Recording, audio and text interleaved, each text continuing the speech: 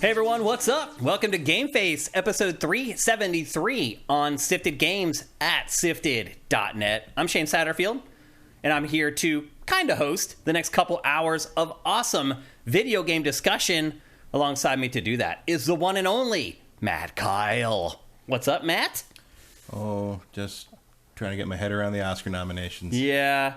Matt and I were talking about how some of the female actors in Barbie did not really get nominations. Well, the one female actor, the lead, Margot Robbie, did not get no Best Actress, which is that is a crowded category. That's a good way to put it. That is a crowded category this year. The bigger snub is Greta Gerwig not getting a Best Director nomination, which is unconscionable. Well, the irony is that the message of the film is, you know, women aren't equally represented with men, and then this kind of happens with the awards. The irony's kind of thick there. Well, I mean, it's more like, the movie's true. Yeah. Like, there's a reason they wrote that movie.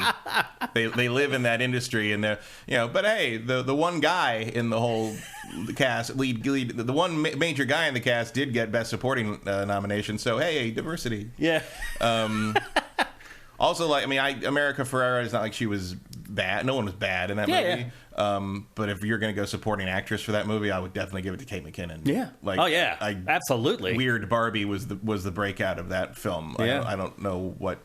I mean, America Ferrera's character gets like the big speech. Yeah. But like Weird Barbie is the supporting star. Oh yeah, she was amazing.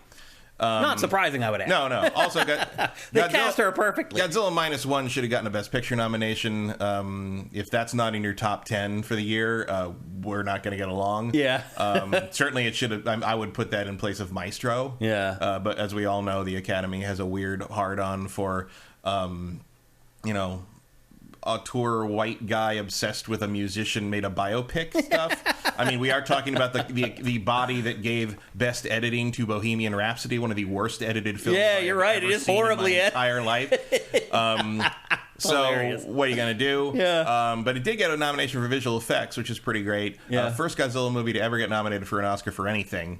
Which is amazing. And it cost $10 million. Which is like a hard month, to believe. It's like a month of visual effects budget for the average Hollywood Right. film. Yeah. And here we are. Yeah, that's very cool. Yeah, for sure. And Nimona, an animated film nobody saw, got nominated for animated film, and it did not get nominated in the Golden Globes. It's not going to win. It's going to be either Boy and the Heron or Across the Spider-Verse. But, like, it's nice to see that get recognized. That's a good one. Okay. Today is a crazy day for us. and also for you, if you're going to watch our stream today. So we have GameFace 373. That we're going to try to finish. I know you may laugh when I say this. We're going to try to finish 373 in 2 hours. It is a smaller show. We don't have as much housekeeping as we normally do. 2 hours still might be tough. We'll see what we can do. And we have big stuff in this show, by the way. We have a lot of stuff. We're going to review Palworld, which, wow, can you believe what's been happening with that game? We're going to review The Last of Us Part 2 Remastered, and we're going to preview both Xbox and third parties in 2024. So we have a lot to get to, and we want to get through it in 2 hours. So if the show seems a little more rushed than usual, that's why. Because after we're done with GameFace 373, we're going to break down for literally 2 minutes, and then bring the stream back up, and we're going to do the Sifted Video Game Fantasy Draft for 2024 between Matt and I. Now, let me check. 4 hours later. 4 hours later. In 5 or 6 minutes, the Sifted Fantasy Challenge will be live at Sifted.net. And that is the fantasy league that you guys play in. And I wanted to get that up before we actually do our draft. I don't want you guys to leave watching GameFace to go make your picks or whatever, but I just wanted to get it up there so we had plenty of leeway for when we actually start doing our draft. We know it's going to be up and it's ready to rock. So anyway, at 1:10 Pacific, 4:10 Eastern, the Sifted Fantasy Challenge will be live at Sifted.net, and that's the league you guys play in. And again, just quick rules for those of you who forgot. You pick 10 games, they're weighted. So you get multipliers on each game that you pick, and the highest multiplier is the first game you pick. So the higher your pick, the more important those games are. Also, I should just mention right now, no one has ever won the Sifted Fantasy Challenge without having all 10 games count. Meaning, you got to make sure that you're very careful to pick games that are definitely coming out in 2024. If you miss even one game that gets delayed out of the year, you're probably not going to win. Just laying it out there. That's pretty much how the Sifted Fantasy Challenge works. So anyway, Big day today. We don't have a whole lot of time to kind of sit around and BS at the open of the show. In fact, we should probably just get right to the housekeeping right now because we have a lot to get through. Actually, you know what? Let's check out you guys because, first of all, I got a new monitor, and it took a while to figure it out, but it's now working. And I want to see what you guys are up to because you guys were not in the show last week, and I missed you guys big time. I think everybody missed you guys not being in the show last week. So quickly, I just want to jump through chat here and see what you guys are saying. Not Cirque, thank you for Twitch Prime. Retro Current Gamer, looks like you and Matt might be incorrect about the Lions going to the Super Bowl. Yes, it's amazing. I'm rooting for the Lions. I think every NFL fan who has had their team eliminated is rooting for the Lions. I am absolutely 100% rooting for the Lions. So if you're a Lions fan, #OnePride. Not Cirque, thanks again for Twitch Prime. That's awesome, man. McWomble, thank you for Twitch Prime. Good to see you in our live stream. You don't make it on to the live show as much as you used to, so good to see you. Pain of Demise, thank you for Twitch Prime. And let's go. That's right, we're going to go. We got a big stream today. What else we got here? Everyone's saying, yes, go Lions. Yeah, I think everyone's rallying behind the Lions because they just haven't won anything since like 1991. So it's really an awesome story. So anyway... That's it. That's all we got in chat right now. I think it's time. It's fun to see the Niners up there with Mr. Irrelevant.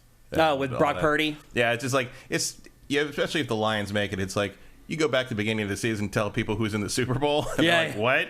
Well, I mean, the Niners were good last year. Yeah, but after everything that happened there. Yeah. Well, the crazy game was last week because the Lions played against the Rams. The Lions had traded their quarterback to the Rams. The Rams had traded their quarterback back to the Lions. Everybody thought the Rams got the better end of the deal, and they kind of did. They won the Super Bowl like the year after or whatever. But the quarterback that the Rams sent to the Lions outplayed the Rams quarterback. And I'm sorry, AJ the Legend Watson, because you're a Rams fan. But he did, and the Lions beat the Rams. So there's a huge story behind last week's game. This week they're playing with house money. Because the Lions, even their fans, never would have dreamed that they'd make it to the NFC Championship. So it's just amazing to see. Good luck if you're a Lions fan. I'm really rooting for you guys. And with that, let's get into housekeeping for episode 373.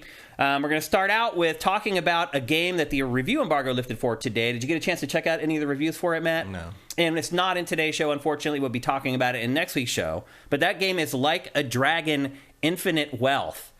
This is basically the next in the Yakuza line of video games. It's a turn-based RPG crossed with a resort management sim. And it's done very well with reviews so far. We've got some reviews already curated up at sifted.net if you want to check those out. However, kind of the offshoot story from this game this week is something that no publisher, to my knowledge, has ever done before. And basically, what's happening is Sega is going to make the New Game Plus for this game a chargeable DLC. It's going to cost you money to play the New Game Plus in Like a Dragon Infinite Wealth. Matt, how do you feel about that? That's dumb. It's so dumb. I mean, it's part of the deluxe upgrade, I guess, but which I would get anyway, so it's not going to affect me. But it's like, why would you do that? Like, that's very silly. I don't understand it at all. Because the other thing too, Matt, is this game has been generating a ton of momentum over the last couple weeks. For me personally, I would say that I have my hype level for this game has really shot through the roof over the last couple weeks. And I'm really excited for it. Now, I never play New Game Plus. Do you? Sometimes. I very rarely do. I just don't have time. These games. Yeah. I mean, the idea that I would even finish this game is rather silly. Right. Yeah. And don't count on us this year anyway. Yeah, don't count on us finishing it for our discussion in next week's episode either. That's just not going to happen. I haven't finished a Yakuza game since I think 4 or 5. Yeah, like they're huge games. Or I guess Kiwami 1 and 2 I finished. But those are still 1 and 2 to me. Yeah, but this is the new precedent that's being set by Sega here, and I don't think it's a good one, Matt. No, I don't. This is why. Why? I don't know. Would you really need to nickel and dime the fans of this franchise? What does this get? Again, the consulting agency could have told you this is going to backfire. Horrible idea. Why would you want negative press like this the week before this game comes out? It's completely stupid. The other thing about it too, Matt, is that generally the people who play New Game Plus are your most hardcore fans. Mm-hmm. they're the people who are going to buy that game no matter what the review scores were. They're going to buy the next one no matter what the review scores are. I would have leaned into like, hey, we got New Game Plus on day one, unlike that Spider-Man 2 thing. Right. You know? Yeah, because a lot of games, you're right, Matt, it's not just Spider-Man. Most games now, the New Game Plus isn't there on day one. Yeah, It's like a thing. Sure. Fine. Like, there's no reason. Yeah. You're not using, of all the features you're not going to use on day one, that one. Exactly. You know? But it is a selling point. You could use that as a bullet point to say, hey, we're doing things differently in a better way. Or whatever. Like, but it's like, it's pointless. Yep. So I don't know what they're thinking there. It seems like a lot of the Japanese publishers lately are just kind of, I don't know what they're doing. Square Enix, again, talking about NFTs. But again, to the hardcore fans, it's not going to matter because they're buying the deluxe edition anyway. No, you're probably right. So, yeah. Maybe they've done the research and they're like, actually, this doesn't really make a difference for most people who will buy the game. No, I don't know. I guess not. I mean, it's just a sentiment really around it, I think. It's just like, what's the point? Why? Why? Yeah. It's already there. Just give it to everybody. There's other reasons to get deluxe edition that are already selling people on it, and that most of those pre-orders are probably locked in already anyway. So why this all of a sudden? Yeah, I agree. So a little bit weird. The game is coming out on Friday. Is that right? Tekken 8 Friday. Yeah. Also this on Friday. That and this and early access on Suicide Squad. Oh, right. And there's a lot of this big weekend. I'm going to be playing a lot of games this weekend. I'm going to be playing a lot of games starting tomorrow, actually. I have a lot to get through. So anyway, just a caveat about the game. And we try to mention things that happened for the first time ever in the games industry. And this was one of those cases. So a little bit surprising, particularly with this franchise. It really feels like Sega has done a really good job shepherding that franchise with fans. So it kind of caught me off guard a little bit. But to Matt's point, not that big a deal. Who worries about New Game Plus the first time they play a game? And these games are so long, you're probably not going to worry about it for like a month and a half. Like RoboCop just got New Game Plus like yesterday. Mm-hmm. Which, okay, sure, that's fine. Right. The timing makes sense to me. So anyway, anytime something new happens in the games industry, we try to bring it up. David5807, thank you for Twitch Prime. I'm so glad the chat's back. I said it last week, I really felt naked without you guys in the show. I felt so weird doing the whole show, not being able to glance over at chat and see what you guys are saying. So glad that you guys are back. Next story in housekeeping.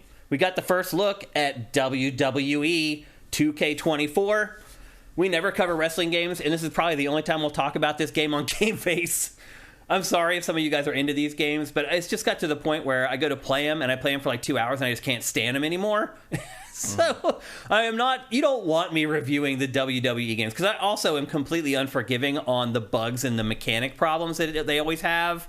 I think you want to hear from a fan of this franchise, because really, if you look at it with an even keel, these games are kind of garbage. Now, the WWE games have never been as good as they should be. Yeah, other than like the N64 era, where they were punching out of their weight class a lot. But for me, personally, wrestling games have really fallen off the map. I don't really care about them anymore. Now, as you can see right here, the big focus for this year's game is celebrating 40 years of WrestleMania, which I cannot even fathom that there have been 40 years of WrestleMania, Matt. I still remember when WrestleMania 1 happened, and I was young. I could hardly even knew what it was.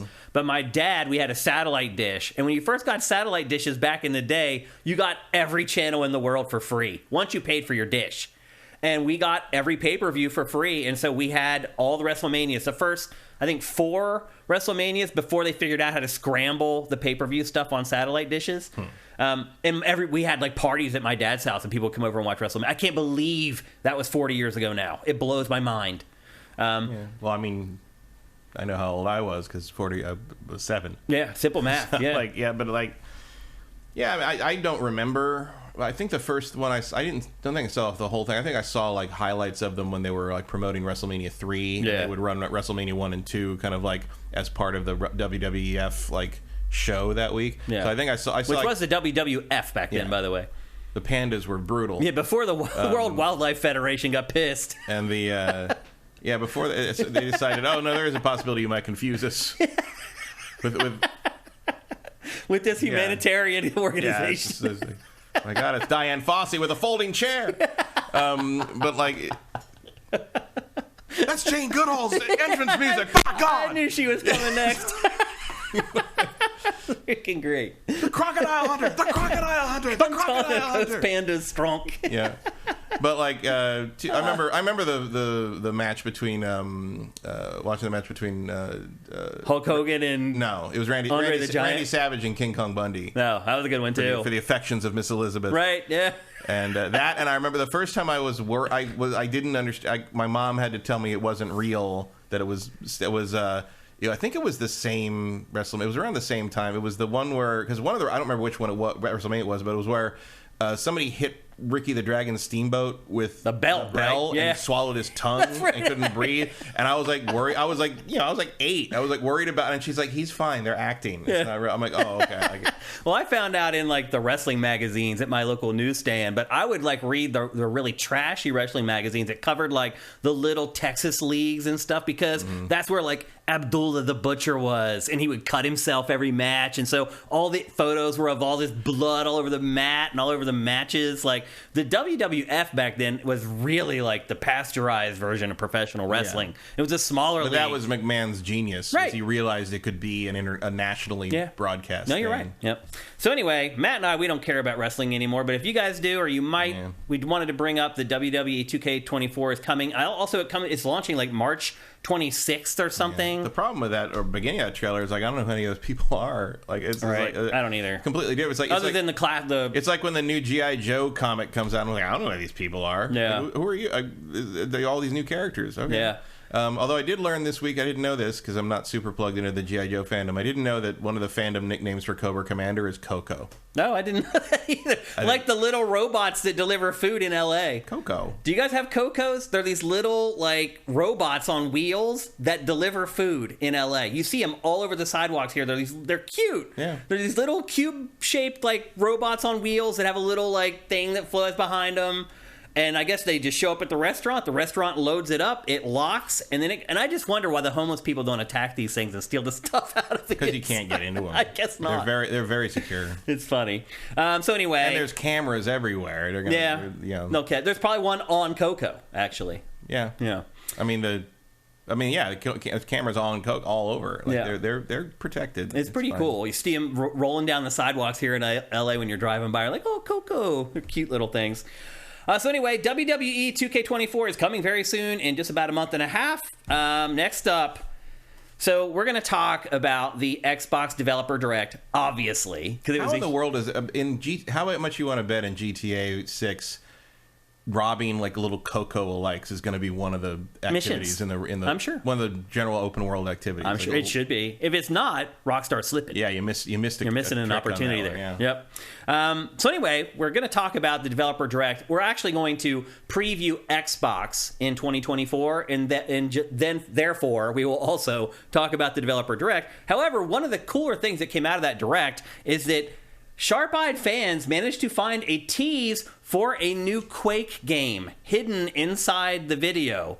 Now, you guys may remember, we got the Quake 2, it's just a remaster, I guess. It's a remaster, yeah. Yeah, that came out not that long ago. I was not a fan of it, honestly, and I know some of you guys slag me for that. I do not feel like these old Quake games have aged all that well. Now, saying that, I'm completely open to a new Quake. What do you think it would be, Matt? I don't know. And the Quake, there's two very different philosophies of Quake, and one is like this story-driven sort of alien invasion like thing, and the other is a purely multiplayer arena shooter. Mm-hmm. I think I lean to the latter more with Quake. When you say Quake, I think of Quake 3, which is the arena shooter. Yeah. I prefer the other style, story-driven stuff. Yeah. But at the same time, I don't really care that much. I have more of an affinity for Doom. Quake always left me felt a little cold to me. It's a little sterile. I'd agree with that. Yep. And so this is not a particularly exciting tease to me. It kind of depends who's making it. I guess it's id probably. But part of the problem is like, how do you ever top Doom 2016? I don't know. It's even Doom Eternal. I liked Doom 2016 better. I like 2016, but I know there's people that love Eternal because Eternal's approach was different. It's still great. But even if you're that person, how do you top Doom Eternal? Right. It's like, I feel like they just nailed it so hard on both of those that Quake better have a real good idea. Also, wasn't there like a Quake Wars thing coming? There was Quake Champions, which was just a multiplayer focused thing. That's still happening. It's still out there. Yeah. Okay. but it just never really caught on. Like, it doesn't feel like Gen Z and millennials have really attached to the Quake franchise that much. Quake was not critical mass on the same level. Like Quake 3 alongside Unreal Tournament was sort of the explosion of first-person online combat. Yeah. But, like, there doesn't seem to be a whole lot of desire to go back to that. Like, no one seems to be... For all we ended up having to play it over and over because all anybody wanted to play on, like, no one really seems to want Facing Worlds back. Yeah. It's weird that there aren't more homages to that level. Well, there was Bolt Gun, the Warhammer boomer shooter, as people call him. Yeah, but even that, like, doesn't... That's more Doom-derived or Quake 1-derived. No, you're right. Like, it doesn't remind me of Quake as I agree. Yeah. But anyway, it does, and I agree. I think it probably is id that's working on it, because what else is id working on right now? Yeah. Also, like, why isn't there an Unreal Remastered? I don't know. It feels like Unreal sort of left to rot. It has been left to rot, for sure. I mean, I'm sure you only have so much time in the day to count on your Fortnite money. Yeah, I mean, you only have so much time in the day to revive old shooters that people may or may not care about as well. But Unreal, it'd be pretty cool to see like a modern, full-on overhaul remake of Unreal 1, because Unreal 1 was pretty cool, pretty. Yeah, it was too long and it got boring, but it was very pretty for the time. And if you did it up like Avatar: Frontiers of Pandora style, it'd be something to see. For sure, yeah. But it is interesting how they kind of pick and choose which of these old shooters to revive, but it looks like Quake is next up on the docket. What was the tease, by the way? Like, I didn't... It was just like a logo hidden inside, one of the... It was one of the biggest stories of the week on Sifted as far as comments are concerned. But it was just a little logo just hidden in one of the parts of the video. Just the Quake logo? No numbers in it? Yeah, there's no other indication, really. Some people are arguing that it's not even really a tease, because it is very subtle. But I think it is. I think it's legit, or I wouldn't have put it in. Well, they were feeling clever on this one. Even Bethesda, like where Todd steals the trophy at one point. Like, like, so they're being cute on that developer direct in general. So One Super Master Gamer, thank you for Twitch Prime. Let's go indeed. Next up in housekeeping, we have a squabble, Matt, between two old friends. Actually, oddly enough, Rockstar and Remedy are fighting over their logos because both of them just have an R. And Remedy just updated its logo, I believe, like early last year to just that R logo. I don't know why it's taken all this time for this dust up to happen. Also, aren't they both owned by the same Kinda. People? Like, they've been partners in development. Like, obviously, Rockstar handled Max Payne. Like, there's all this crossover between the two. I don't know what's going on there. Well, it seems very weird. So... Like, they put it to rest as far as I saw. It's just ridiculous. Just like, why? It's like it's too close to the Rock. Like, no one's going to confuse the Rockstar anything. Everybody knows Rockstar's logo. It's not even the same color. Right. I mean, the whole thing was ridiculous. Why don't you go up to Rare next? Right, exactly. Because they also use an R. You own the letter R, Rockstar. I mean, that's kind of the hubris. That is their brand. That's where they're at, yeah. But to Matt's point, it has been settled. I just found it... I mean, these guys are legitimate partners and have been for, like, 2 decades. Yeah, there must be some kind of Max Payne beef happening. Maybe. Like, it should have never even been in the public. Like, they should be able to call each other and be like, let's talk about this. Like, this doesn't need to go into the public. Also, like, there's no similarity between the two. No, it's just an R. That's it. You just, right, like you said, you own the letter R because it's completely stylized differently. The colorways are different. I mean, people have tried dumber things for copyright. Like, this isn't one of them. Like that guy who kept saying he owned the word edge. Oh, right. That's right. I forgot about that. Yep. Constantly sued video game things, but for some reason never went after the edge. Right. Yeah. You mean U2's guitar player? Or the shaving cream? Yeah. So anyway, it is funny how these huge corporations that generate billions and billions of dollars in revenue can still act like 12-year-old idiots. Like, it just blew my mind that they were arguing over this again because they are friends. It was just so bizarre. And the chat makes a good point. Why doesn't Rockstar go after Rockstar Energy Drink? Oh, that's a good point. Yeah, and which actually does have a pretty similar logo. It is kind of a similar. Yeah, it uses the star in there. Also, that Ultra Strawberry Cream. I don't remember if that's Rockstar or Monster. I think that's Monster. That's really good. I only like Red Bull. All the other energy drinks I drink, I don't like them. Normally same, but this is a strawberries and cream one. I think it was Monster that I got on the way up to San Francisco that I was like, that's really good. Like, I would drink this just to drink it. And, but I wouldn't because it makes me, like, crazy, weird and angry. But, like, that's good when you're trying to drive on the 5. It is. Yeah, I only drink Red Bull, and Blueberry Red Bull's really good. They have some Red Bull flavors that are pretty tasty. But I don't even really drink it that much anymore. I used to drink a can a day, and I the just strawberries stopped. and cream Monster is it's also zero sugar, but that is as good as a normal soda. No. To me, try it. When you I get would a try chance. it. Okay. On the way back down, they didn't have any more of it. It was all gone. Like the fucking slot in the just same emptied. gas station was missing. It was like it's like they'd erased it from history. I was like, what happened? Like I was looking forward to that. It's the only reason I'm stopping in Coalinga, for fuck's sake. Yeah, why else would you? So anyway, Rockstar and Remedy grow the F up. Next up, somebody else who needs to grow the F up. Billy Mitchell, our old pal Billy Mitchell. You remember him? He's the weird dude with the long dark hair and the goatee. He's the guy who was famous 17 years ago for being of an Kong. asshole in King of Kong. Yeah, he is an esports athlete who at one point had a bunch of... I don't think it counts as esports if it was before the internet. I mean, he was like the first esports athlete, maybe. No, there was a bunch of them back. That's been happening since before. There was somebody I saw, like, there's the first top scoring person who was ever recognized for a #1 score on any arcade game back in the day was a woman. Who? She was I can't remember her name, but it was for Space Invaders. Who was the guy that set almost all the records on Atari 2600 games? I don't remember. He was cheating most of the time. He was, you're right. But that was the first guy. All that these I remember. guys are they're all crooked. cheaters. Like all these guys who've been in, like anyone who's been in that scene since like the beginning of the 80s or whatever, they've probably been doing shady stuff. Yeah. Like every time it comes out. Well, here's Billy Mitchell, as it turns out, was a cheater, is a cheater. Who I will always associate with Paul Mitchell for some reason. That's funny. I remember when I was a kid, there was Paul Mitchell hair product ads, and at the end of the ad, this guy in like silhouette with a hat on would turn to the camera ominously and would say, "Paul Mitchell does not want you to buy his products at anywhere but licensed hair salons." Right. And I'm like, is Paul Mitchell gonna get me if I buy it at the supermarket? Like what the? And I always, because Billy Mitchell's so obsessed with his hair, I always think of that commercial. He's just obsessed with himself. Period. Yeah. So what happened was they started looking at his footage and they found that he had been playing and setting his records on an emulator. They did this technical analysis of the frames of his videos. Yeah, the way his tapes, the way Donkey Kong and Burger Time, I think also, but the way they draw on, the way MAME draws on frame by frame is different than the way the arcade board does, and his videos show MAME draw on patterns. Yeah. So he was using an emulator. It's definitive. It is. Oh yeah, there's no ifs, ands, or buts about it. He cheated.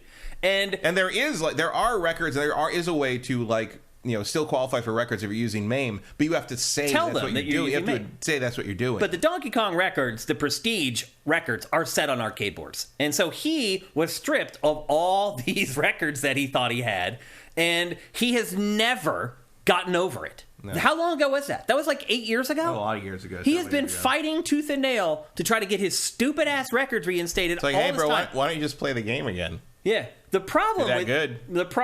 The problem with it, if you're that good, just do it again, right? Yeah. On an arcade board. Mm-hmm. The problem is that Billy Mitchell is wealthy because he has Hot Sauce and all these other businesses that he runs. And so he's really stupid, but he is spending all his money on what are called slap lawsuits. There's a great episode of Last Week Tonight about slap lawsuits. It explains what they are. Basically, wealthy people just suing people into oblivion because they know the other people aren't as wealthy as them and they can't afford to keep defending themselves. And that is what he has done. So there's this organization called Twin Galaxies, which also is shady AF. Also not. Which is insane that they control this. It's fascinating that it's like this weird little bubble of weirdos who think they're important, but no one not. It's like that's your main accomplishment in life, is that you got the top score in some weird game back in the day.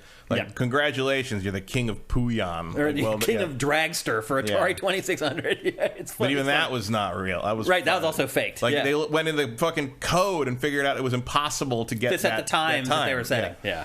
That's more interesting than the records being set. Frankly. It is. It's like debunking this shit and how the way they have to go into the depths of how these games work. Yeah. And you're like, that's so weird.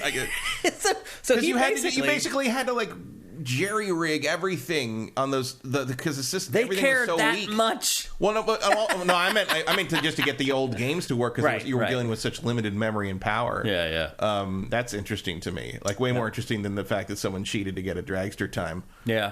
But anyway, he just sued the crap out of Twin Galaxies until after 5 years of lawsuits, they just relented and they settled with Billy Mitchell, not to reinstate his records, but they put him in like back in the pantheon of old records or something. They basically have a new section now that's just going to say like these people used to have records. Yeah, and he's in there now, and that was good enough for him, so and he dropped the lawsuit. And he's not in he's not in the actual rankings. They didn't restore his records. They basically created an entire asterisk section just for him to make the lawsuits go away, basically. And so, once again, I think we talked about Billy Mitchell maybe the first year of GameFace or something. Here we are again talking about what a douchebag he is. The good news, Matt, I think, is that like he may just go away now. Finally, yeah, it seems unlikely. Really? He's still what else is there gonna be for him to? He'll pop up and whine about something here and there. Maybe. He'll say, whatever it takes. Well, I sure hope he's gone for good because he is one of the worst people in the video games industry. He's not even in the industry. He's barely a footnote. No, you're right. Yeah. That's a good point. Like, he thinks he's just some guy. He is. He's just some dude who was pretty good at Donkey Kong back in the 80s. Yeah. He's trying to live off of it for the rest of his life. That's pretty funny to think about. Yeah. It's like, I was pretty good at Mario Kart 64 at one point. I couldn't imagine trying to make that my identity through my entire life. I don't know. It's really bizarre. But, like, there's people who do that and still come off as better people than, the whole fighting game community, for instance. Yeah. Like, Justin Wong's very, very much about how good he is at fighting games, but that is not who he is as a person. Oh, yeah. I mean, it doesn't override everything about him.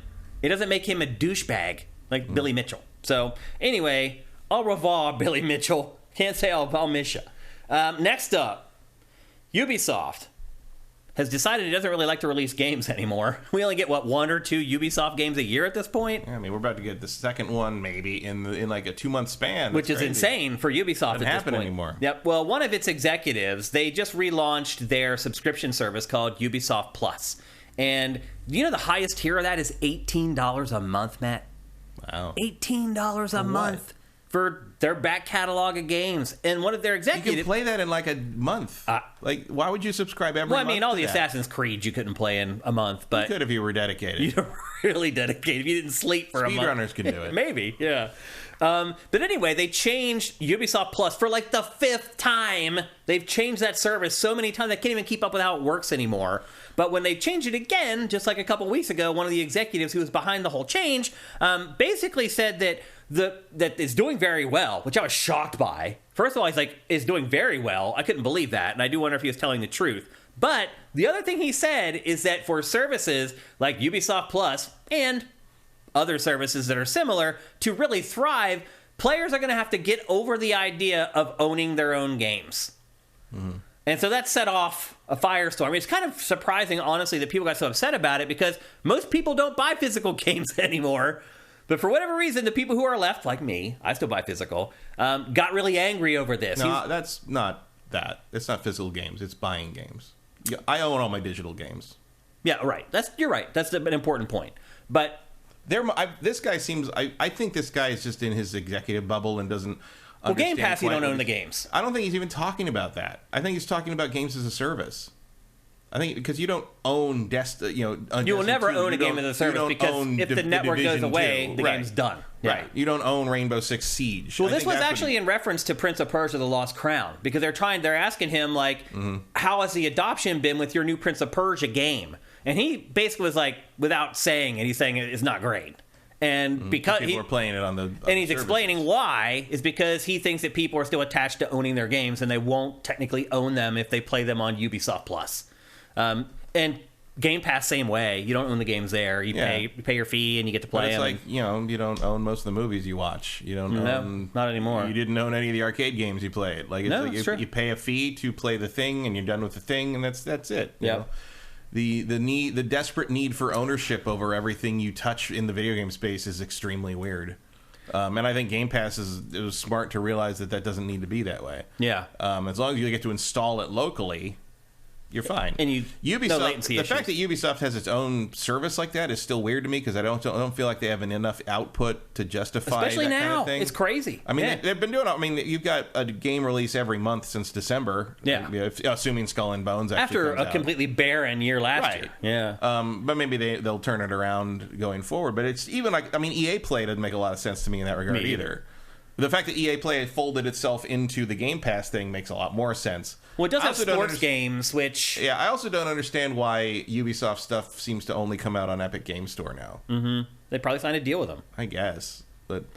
I mean, Epic probably just gave them a grip of money and was like, hey, we're exclusive with you guys now. Do you think that Gen Z and some of the younger millennials will ever be okay with not owning their games? Most of them already are. Yeah, I guess they kind of are, right? It feels like the Gen Z doesn't care if they own anything.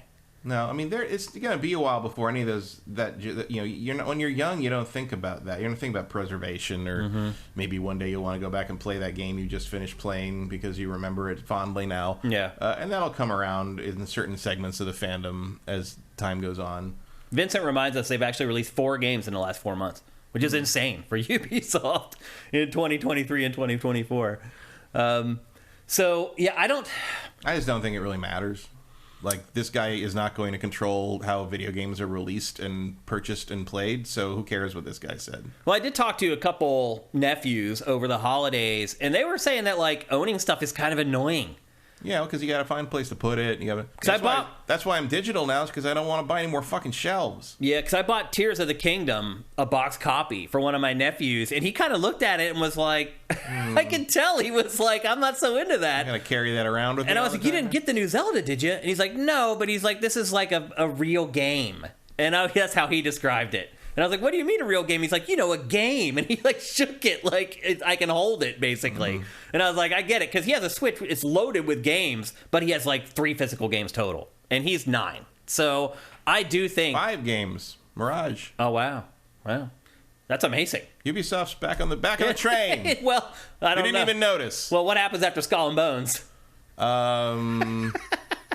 Exactly. You wait for whatever. I don't remember what. Nobody knows. When anything's coming out this year. The fantasy draft was a nightmare. It really was. We're going to get to that in a little bit. It was rough. So anyway, I'm interested in how you guys feel about it. Do you guys care if you own games anymore, and not just own physical games, but if you buy a digital game that is yours forever? Do you care about that, or are you like, do you finish a game and you're just like, bye bye? Because that's kind of how I am, honestly. Even though I buy physical games, I rarely go back and play games again. Yeah.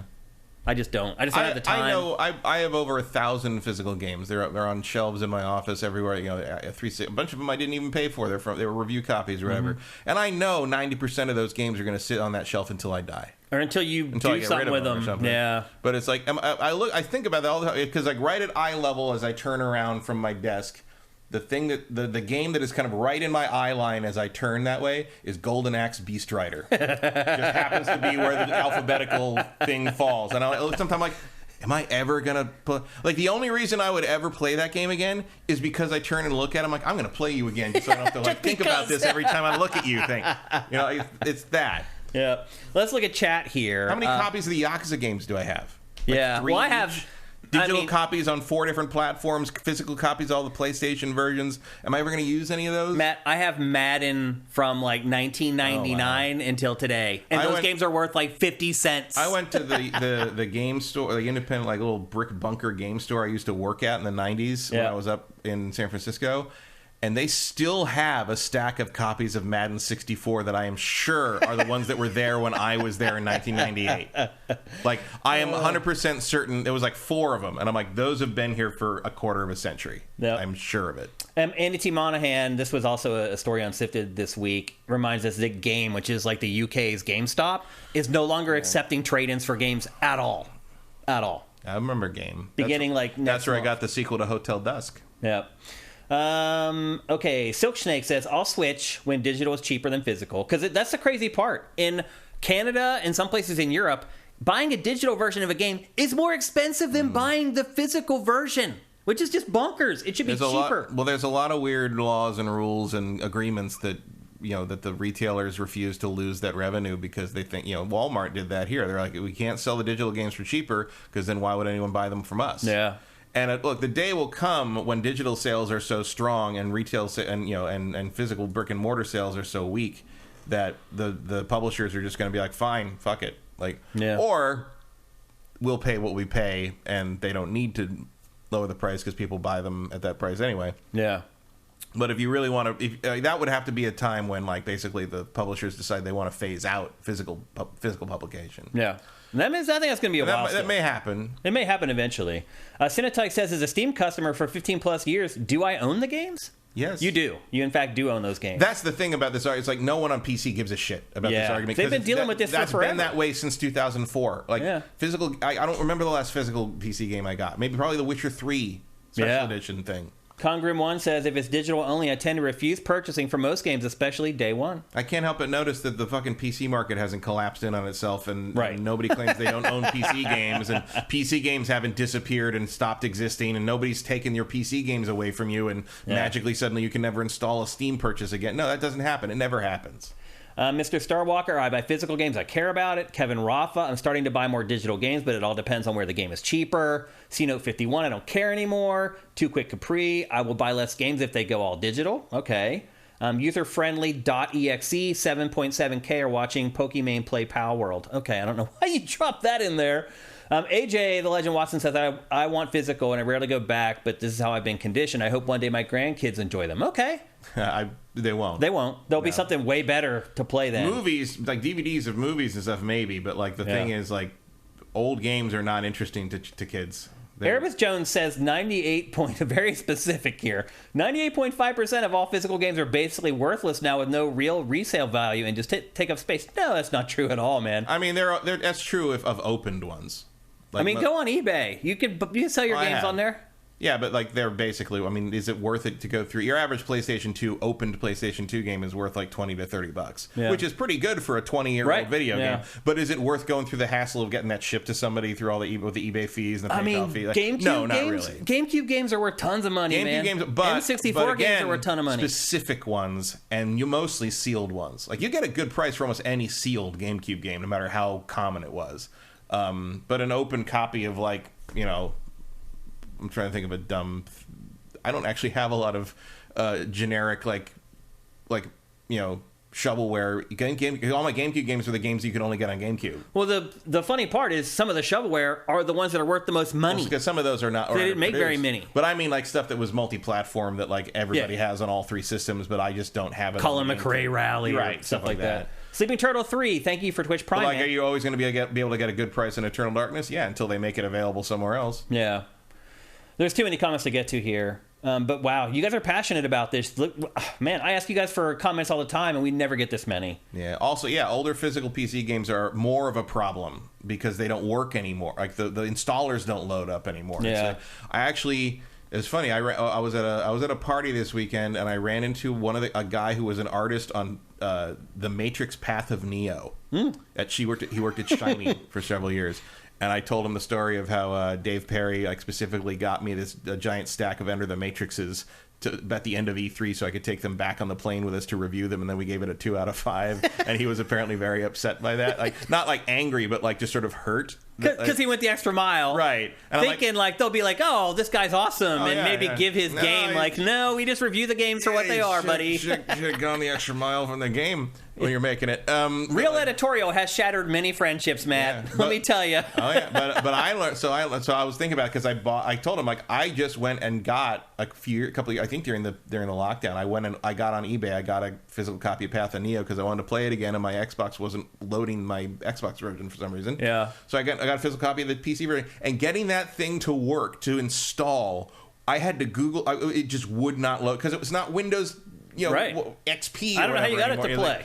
It's just ridiculous. It's very hard to get to work. Also, when I told, because he wasn't there for Enter the Matrix, and he's like, thank you for the low reviews on Enter the Matrix, actually, because Warner Brothers wouldn't give us Neo as a playable character in the first one, and the reason we got him for the second game is because the first game was rated so low. Okay, and it was rated low because it didn't have him in it. Yeah, because who are these? That people? Was mentioned in every review. Yeah. Why am I not playing as Neo? That's great. we did a thing. Yeah, we actually made change. We mattered completely, not on purpose. No. I'm going to pan this so next time we play as Neo. It was not going through anyone's head. It was just like, who is Ghost and why am I playing him? We got to move on to our last story for housekeeping. I told you there weren't many in this week's episode. The last thing we want to bring up before we get into the bulk of the show is Dragon's Dogma 2. Its developers, yesterday or the day before, claimed that people were asking them about fast travel in the game. And it sounds as if maybe fast travel isn't all that prevalent in Dragon's Dogma 2. Fast travel in Dragon's Dogma 1 is very uncommon. Like you can basically drop, I think it was arc stones or something like that. You could drop like 4 fast travel points plus like the towns, and that was it. Yeah, well, people brought that up, and he got a little defensive about it, and he said that like any game that has very easy fast travel or a lot of fast travel points, that's because their world is boring. And that our world is not boring, and that you won't want to fast travel because there's something to do every 50 feet. That is one thing I would say about Hogwarts Legacy that really stood out for me, was when you were out in the open world, there was stuff to do like every 100 yards or whatever. A lot of games don't do that. I don't really agree with that. I do. I think there is. I would just hop on my broom, fly 100 yards, land, do my business, jump up, fly 100 yards, land, do my business. Boring.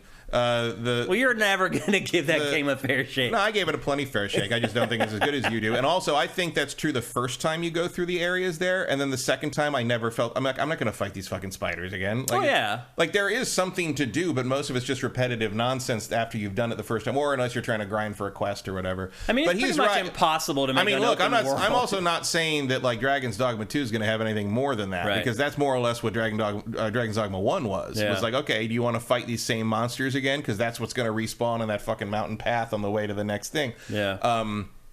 Now, I understand what he's saying in the sense that, like, especially I assume the second one's the same. Part of the challenge of Dragon's Dogma 1, part of the thing it was trying to present to you, was the idea that traveling at night is dangerous. And so you have to kind of either plan your journey to get to where you're going before night falls, or be ready to fucking deal with it. And so letting you fast travel everywhere kind of short circuits that. So it's part of the game that you need to be able to travel through areas properly. And that's, once the night, and like I do appreciate that first game, when it's nighttime, it's nighttime. Like, it's dark. Like, you got to pull the torches out. You can't see where you're fucking going. And then that's going to attract creatures to you. It was pretty cool. So I don't disagree with him on that.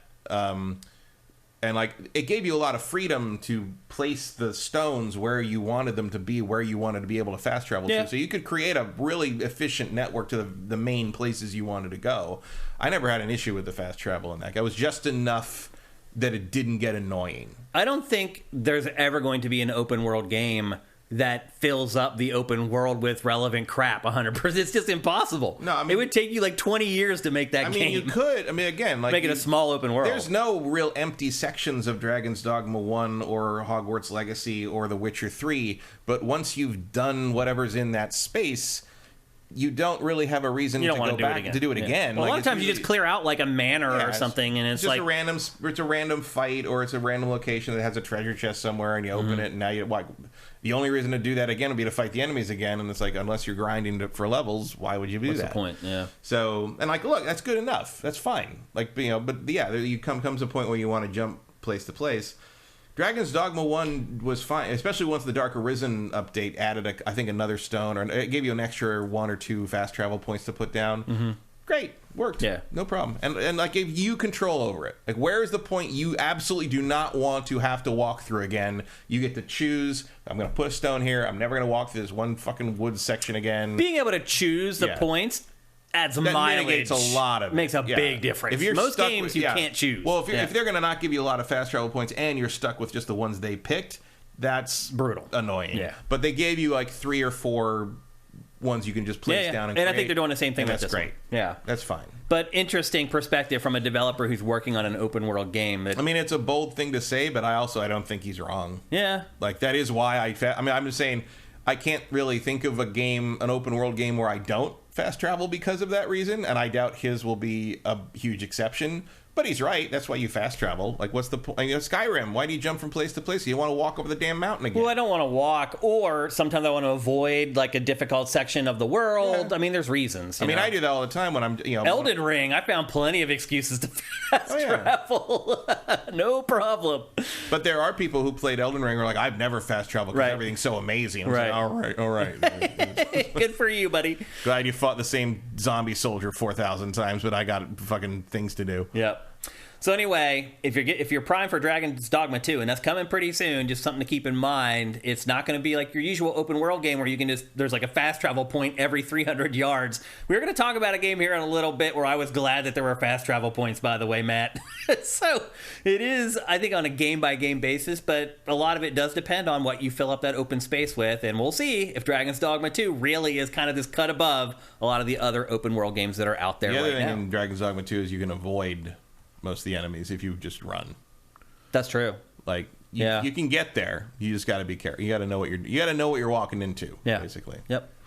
Which is cool. Like I said, it's different. It's not brainless. Yeah. I guess it would be what I'd give the original game. Yep. Hopefully they keep that alive in the new one. We'll see. It's coming up pretty soon. All right, we're done with housekeeping. Told you it was going to be shorter than usual, and we're about to get into the bulk of the show. But before we do that, here's a word from our sponsor, LS Cream. LS Cream is a fine cream liqueur created by fellow gamer and sifter Stevens Charles. It's inspired by an ancestral recipe from Haiti called Cremasse, and a double gold winner for its original taste at the New York Wine and Spirit International Competition. LS Cream can be enjoyed on the rocks or as a mixer for drinks with its rich blend of fresh cream and neutral grain spirits with notes of coconut, vanilla, cinnamon, and nutmeg. It's great in coffee or to make espresso martinis. To learn more, discover amazing drink recipes, or to track down your own bottle using a handy store locator, head to creamls.com/sifted. That's creamls.com/sifted. That's right, people. It's Cremasse time right here on GameFace on Sifted.net. However, head to creamls.com/sifted, and there you can find how to get LS Cream no matter where you live. Well, unless you're in Pennsylvania, in which case you're going to need to get it shipped to you. But everywhere else, you can find store locators where you can go and pick it up, or you can just find places where you can buy it online and have it delivered to you. Again, it is an incredibly versatile liqueur. I like it in so many different situations. It is wintertime. It's great with mixed drinks. Put a little bit of it in with your hot cocoa or your hot chocolate, and it is absolutely delicious. So again, go to creamls.com/sifted and check it out. And I'm going to do a quick plug, too. Yep. For, this is a book called it's a graphic novel, You Wish. And my friend for Jeff, kids, right? Younger, yeah, like 10ish. Okay. I would say. I mean, it's for everyone, but like I think the people who most enjoy it be in the tween area. Okay. But it's called You Wish. It's by my friend Jeff Victor. He wrote and drew the whole thing. And I believe they're working on some more. He's got a sequel coming. It's a planned trilogy. So he's drawing the sequel right now. But it's really nice. It's a charming kind of like, little youth adventure kind of thing if you got kids. And that. Yeah, what's it about? It's about a girl who accidentally finds a genie, and but it's a little more than that. Like she's kind of the genie in a weird way. How many wishes does she get? Oh, it's not. I'm not getting into that. Oh, okay. Spoilers. Okay. But it's like a little adventure she ends up on as a result of it. Open it up and show him some of the art on the inside. And it's he's a very good artist. He does kind of. He does a lot of fantasy and a lot of like he already has a couple art books out that are like almost like Funko Pop style, his old art style. I mean, that art looks Funko Pop-ish. He's a designer for them as well. So not a surprise. But even before that, he would do these like kind of cute like versions of pop culture things, and like he'd do like a lineup of like Spider-Man through the years of all his different costumes, cool. or all the different Hulks, or all the different Anakin Skywalker from child to Vader to the Force Ghost kind of thing. That's the kind of thing he'd do. He has whole books of that, at least 2 of them, I think. I have them downstairs. But he does a really good job with it. He's a good dude. Called You Wish. Called You Wish. It's on Amazon. It's pretty much everywhere. And it's out now? It's out now. Came out like 2 weeks ago. Cool. So I encourage you to go check it out. Yeah. I think for a lot of people, maybe trying to find something that the parents can enjoy reading alongside their tween might be something that you can connect on. Yeah, that is it. You Wish, again. Not to be confused with the Disney film Wish, which was a search engine optimization issue for him. But here we are. He called it that years before that was even announced. Yeah. So, so it's his big pet project. Awesome. He just did a signing and all this stuff, so it's going pretty well. Cool. Try to help out our friends whenever we can here on GameFace. And with that, it's time to get on to... And also look for his art books on Amazon if you look at there. Jeff Victor. Yeah. Okay. All right. Let's get on with the bulk of GameFace 373. We're going to kick things off today with our look at The Last of Us Part 2 Remastered. Now, Matt, you have not had a chance to play it. You paid for it. No, I got it, and I downloaded it, all 80 whatever gigs of it, and I never got back to the PS5. Yeah, so first of all, if you own the PlayStation 4 version of The Last of Us Part 2, you can get it for $10. It's just a $10 upgrade. And then it's only $60, I believe, if you buy it outright. I don't think it's a full $70 game for PS5. I don't remember. I think it's $10 cheaper than normal. But the other thing, too, is like I have the physical version of The Last of Us Part 2. It was a little confusing. So just pro tip here very quickly. You have to have, when you first, see if I remember this correctly. When you first buy it and go to try to download it, you need the install disc in your PS5. And then once it goes through that process, you pay for it. And it's like, okay, you own it now. And it downloads it to play it. Then you have to insert the play disc into your PlayStation 5, your PlayStation 4 play disc, and that is the handshake that lets you play the game. So just a couple things to keep in mind if you're going to upgrade, and that's how I did it. Now let's talk about the actual game. I guess the first thing I would say is that I got pretty much everything I needed out of this in pretty short order. Now, it is $10, and I don't feel like I was ripped off or I didn't get what I paid for. In fact, even the amount of time that I spent with it was worth the $10 that I spent. So I'm not saying like I felt like it was a ripoff or I felt like, I got jobbed on it. But I did not get a lot of playtime out of it. As far as the content that is in the game, the biggest piece of content is what you're seeing right now. This is called No Return.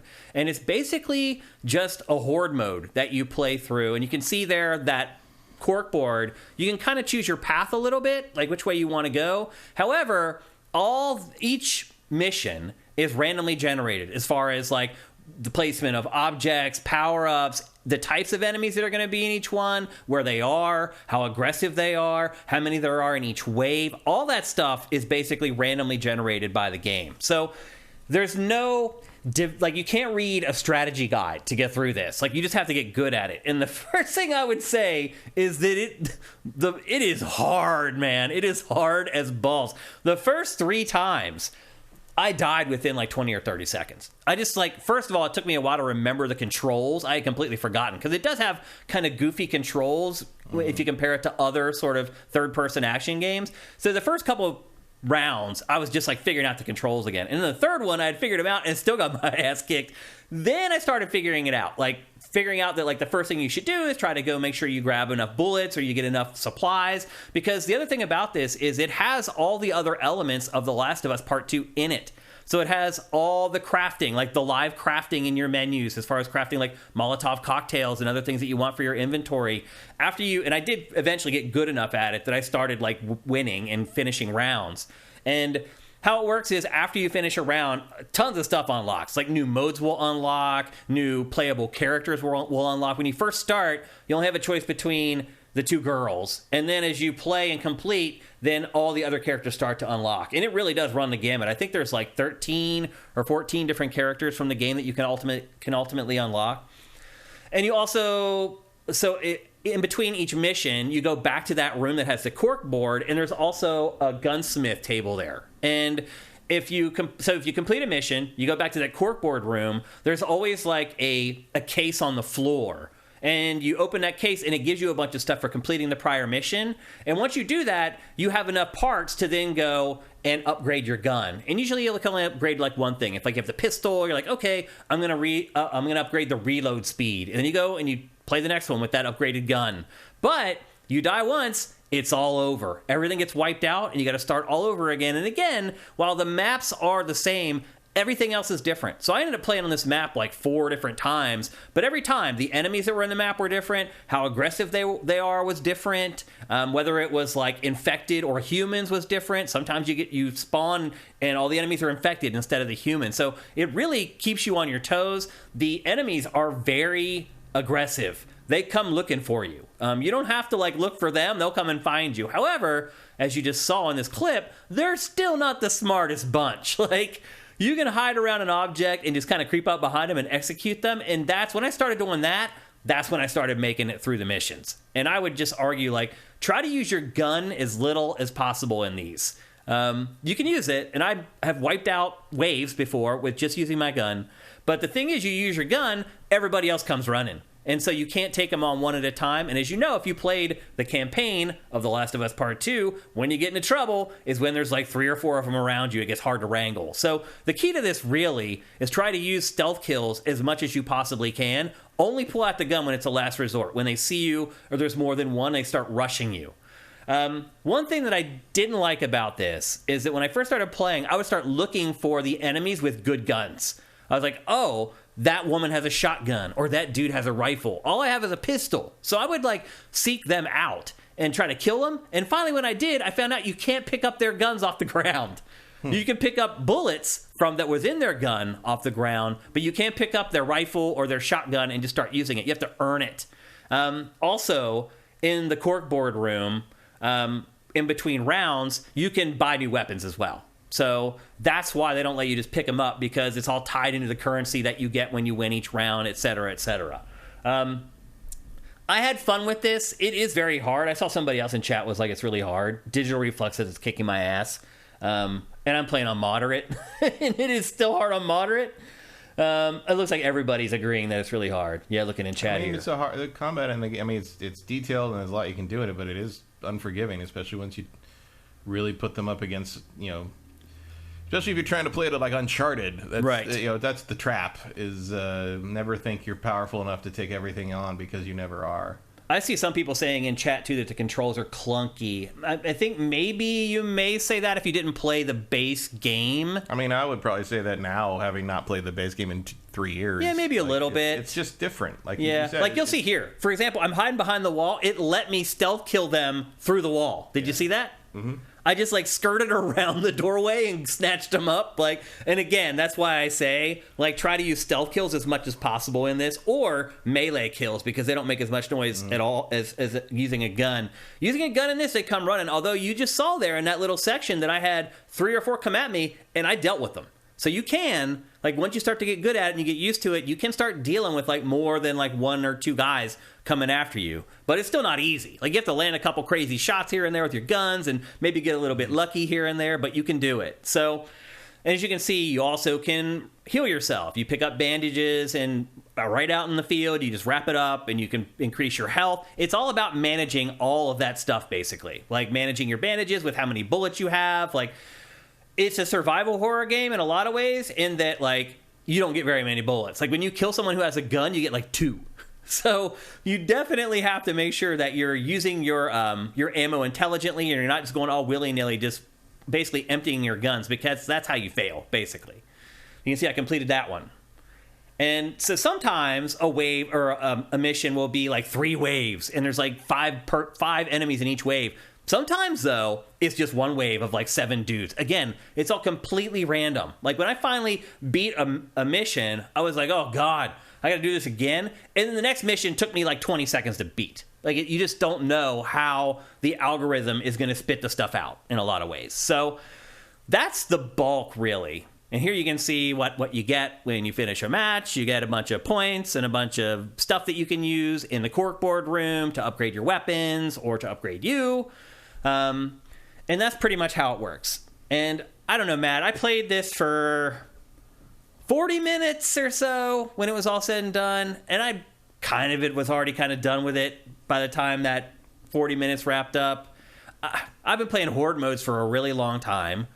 And while this is set in The Last of Us Part 2, and I will agree with some of y'all that it can feel a little bit clunky at times. Yeah. Although at the same time, they really expanded what the combat can do, and and how it all works, the interactions with the enemies and stuff in this one.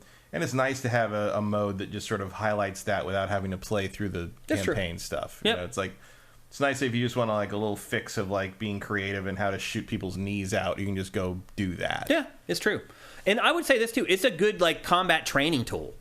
For sure. If you want to get good at the combat before you jump into the main campaign so you can hit the ground running, this is a good way to do it. For sure. Now, obviously, one thing that I've glossed over and I didn't mention is that the whole game has been redone. The graphics are better.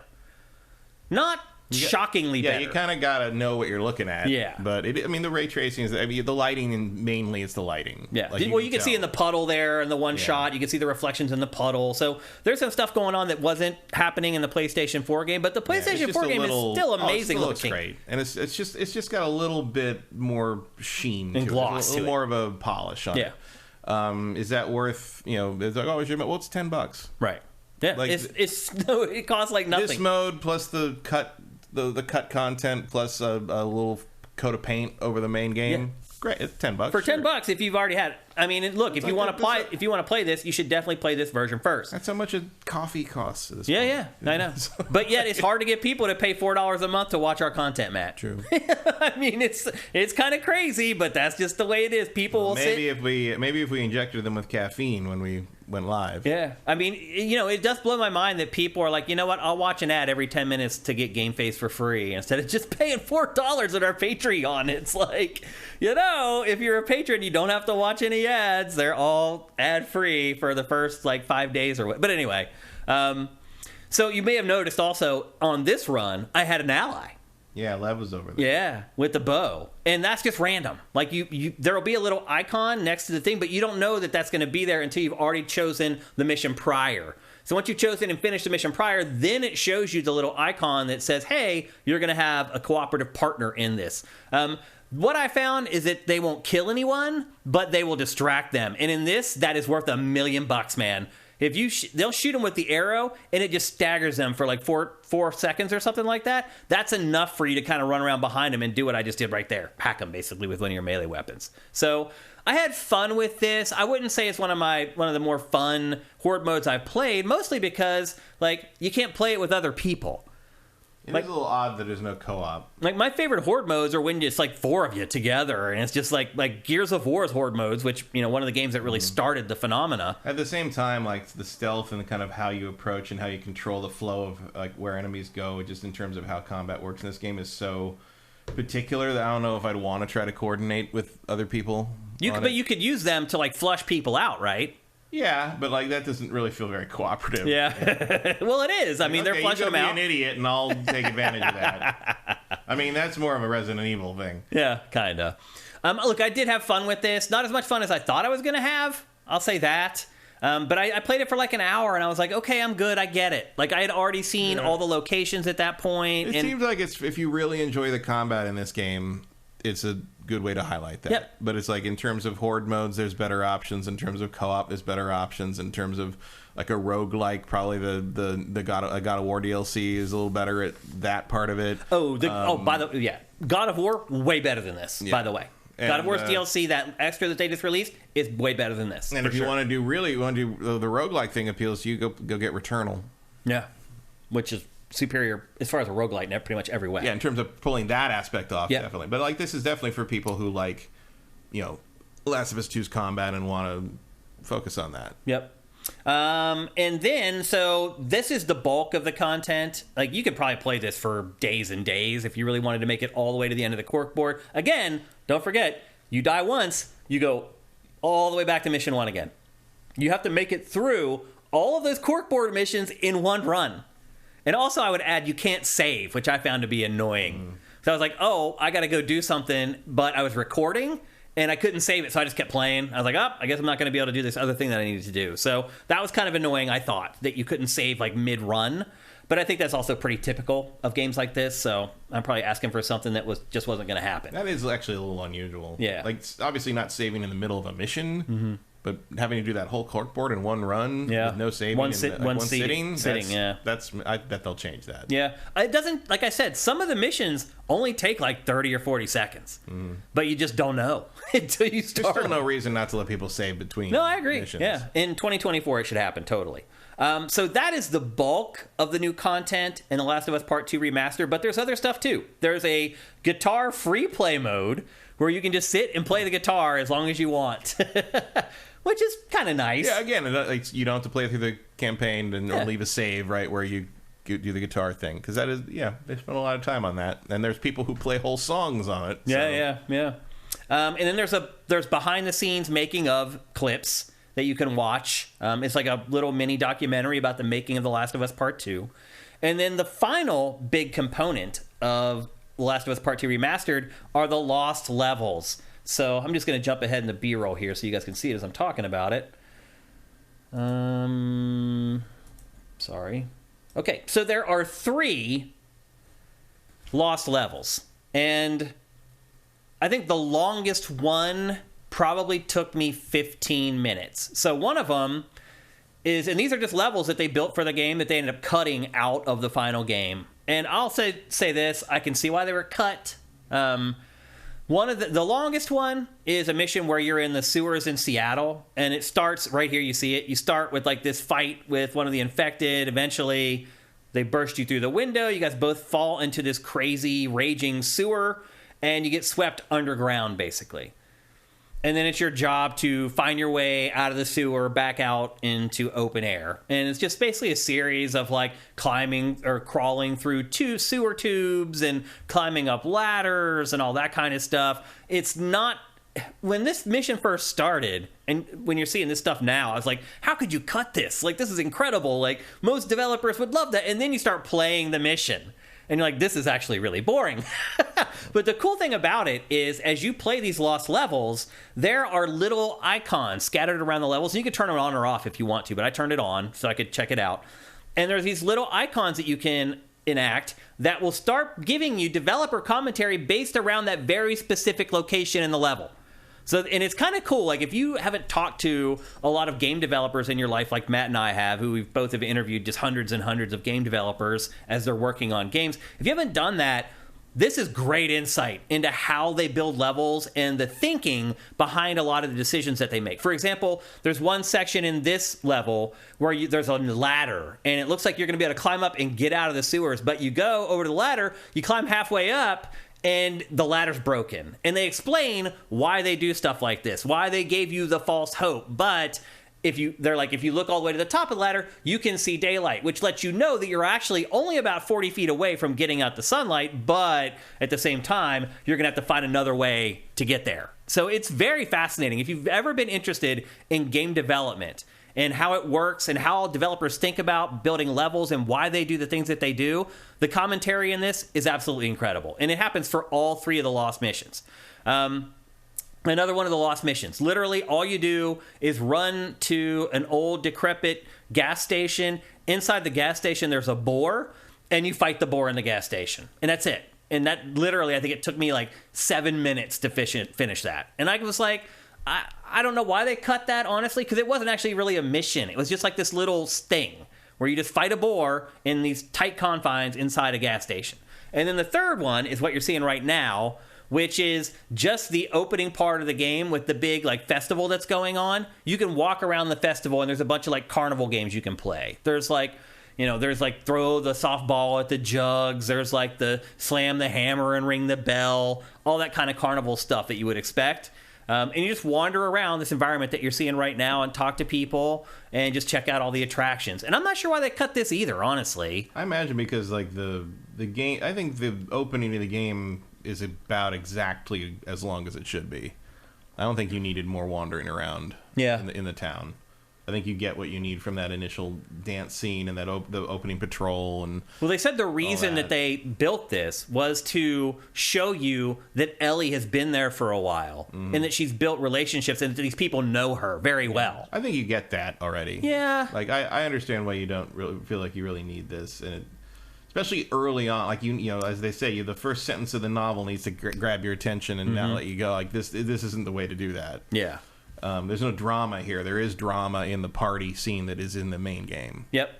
But overall, the lost missions, the 3 missions, it probably took me a grand total of 25 minutes to complete all 3 of them. So there's not a lot of content there. And the missions also, I should add, they're kind of broken. It's kind of cool, actually, that Naughty Dog was brave enough to put this stuff out here after what's happened with like the Grand Theft Auto 6 leaks, where people are like, oh my god, the game looks horrible, because people don't know how game development works.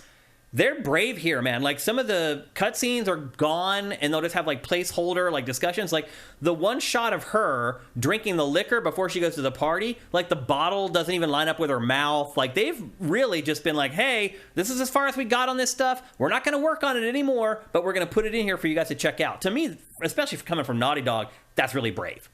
So that part was kind of cool, but generally, I spent between No Return and the Lost Levels and then watching some of the making of stuff, I think I spent like maybe 2 hours total with The Last of Us Part 2 Remastered. Now, keep in mind, obviously, that I've already finished the base game. I already finished the campaign. So for me, I got like 2 hours of play out of it for $10. I think that's all right. I don't see myself going back to it. But the other part, too, is if you haven't played The Last of Us Part 2, this is easily the best version to buy. So I guess if you haven't, I guess I would recommend buy it either way. Like, if you haven't played The Last of Us Part 2, go buy it. I don't know what you're waiting for. It's an amazing game, although very heavy. Be ready. And if you have already played it, this is worth the $10 to go back and just, it was kind of cool to go back and interact with these people again and play with Ellie again. And so there's a little bit of a nostalgia kick there, even though it's only been a few years since the game was released. I would say that maybe I'm a little bit disappointed in the remaster aspects of the game, but yeah, I mean, there wasn't much else you could really do with it. Yeah, I thought that might be a little bit of a bigger jump, but it still looks amazing. The game looked amazing on PS4, so yeah, it's not going to be like with Last of Us 1 where they basically rebuilt a lot of it. Yeah, that was a much bigger leap for sure. You didn't need to. Yeah. But I did enjoy my time with it. I also, it's my game of the year, the year it came out. So, going back and playing a little bit more of one of my game of the years, always cool with me. But yeah, that's basically what you're getting for your $10 if you're upgrading. And again, the base game is cheaper. It's not $70. This game is amazing. Matt and I, it was your game of the year that year too. So yeah, definitely worth checking it out if you haven't played it before. And if you have already played it for $10, why not? That's how I see it. Any questions, Matt, or anything about it? No. Yeah. Let me take a quick look at chat and see if you guys have any questions. I was annoyed the documentary wasn't there. Yeah, I mean, it's just web, basically. It's like, I mean, that's kind of how they do it, though. I played it already. I'm good. Yeah, I mean, look, there's no... I mean, again, for $10... Yeah, the only reason to hold off on this, I say, is if you want the PC version. Yeah. And like PC version, you'll pay full price, but it'll probably come with all this stuff in it. Yeah. Silk Snake says that wasn't the opening. This took place near the end. I guess he's talking about the festival. Yeah, I guess it's a flashback, he says. Yeah. From later in the game. I mean, I don't remember going back to that setting later in the game. Well, do you? they cut it. Right. But why would he say that was later in the game then? Because they say it was, I guess I haven't seen it, but I guess they must say that they were going to have that be a flashback that happened closer to the end of the game. Oh, okay. But it's not happening later in the game is what I'm getting at. Chronologically in universe, no, it's from it happened early the in same the night game. as where she kisses Dina, her first kiss with Dina, right? But yeah, because they explain that when you're but walking. In the game, it would happen late in the game. If they had used that, they would have had the flashback happen later in the game. Gotcha. Okay. Yep. So there you go. That's The Last of Us Part 2 Remastered. Next up, we're going to talk about the hottest game in the industry by many magnitudes, and that is Palworld. People were describing it for the last 2 months as Pokemon with guns. I have to admit, I've played the game now for about 8 hours, and I still haven't got a gun. So, well, I have one. But it's not like that's what this game is all about. And getting the guns in this is really convoluted. Matt, you have played this. Yeah. And I think maybe if you had to create a boilerplate statement on what this game is, it's like Pokemon crossed with like a survival sim. Yeah, I would argue it's a survival sim with Pokemon stuck in it. Like, how much have you played? Couple hours. Yeah, as you play more, you'll see that that's not really the case. Like, to make progress in this, to level up, you have to catch Pokemon. Oh, I know, but like a lot of them, like 10 of each kind. Right, but like it's all in service of upgrading yourself to the point of like building more shit. Like I have to craft stuff often enough that I don't feel like I'm playing a Pokemon game. I feel like I'm playing a crafting survival game that is selling itself on, barely disguised Pokemon. Well, the first couple hours are like that because they have to introduce all the mechanics. You have to build your first base. Once you build your first base, though, it's really not that way. It's the bulk of your time is out hunting Pokemon. Because again, like to get... What happens so that I don't have to keep crafting Pokeballs forever? You're gonna have to craft Pokeballs the whole time, Because that was the most annoying. No, you're exactly. That was my biggest complaint about this game is having to craft the Pokeballs, because they ask you to catch 10 of each kind because it gives you like these XP bonuses, and so it's pushing you the whole time. Every Pokemon, catch at least 10 of them. So you're right. When you first start, it's like just basically a 2-hour-long tutorial that teaches you like the basics of setting up your bench, and then it walks you through setting up your first base, and it teaches you how the pals, which are the Pokemon as you're seeing right here, perfect timing, how you need them at your base to help you do stuff. So they become like your employees kind of at the base. There's an interface that you go into, and you assign Pokemon to your base to accomplish specific things. And once you do that, you also have to give them beds, because if you don't give them beds, they become unhappy. You also have to keep feeding them. So eventually you get the ability to farm. And Pokemon the pals, not the Pokemon. The pals all have unique abilities. You go deep into their menus, and you can see that each one of them has like a special rating. And you need to look at those special ratings on each of the pals to figure out what their job is, so to speak. So, for example, you can start farming at your base, and you can do it yourself, and you can stand there and water for forever or whatever, or you can sign one of the pals to do it. But you need to check and make sure that pal has the little water icon that will tell you that he's able to water stuff. Likewise, there are other abilities that these guys have. Like, for example, some of the pals have a fire icon, which means that you can use them as a flamethrower eventually in the game. And the way the guns work in this, and the reason why you don't get guns for a really long time, is because the guns are actually the pals. And each pal has a set of conditions that you need to satisfy before they can then be used as a weapon, meaning like hold them as like a flamethrower or a grenade launcher or a rocket launcher or a machine gun or whatever.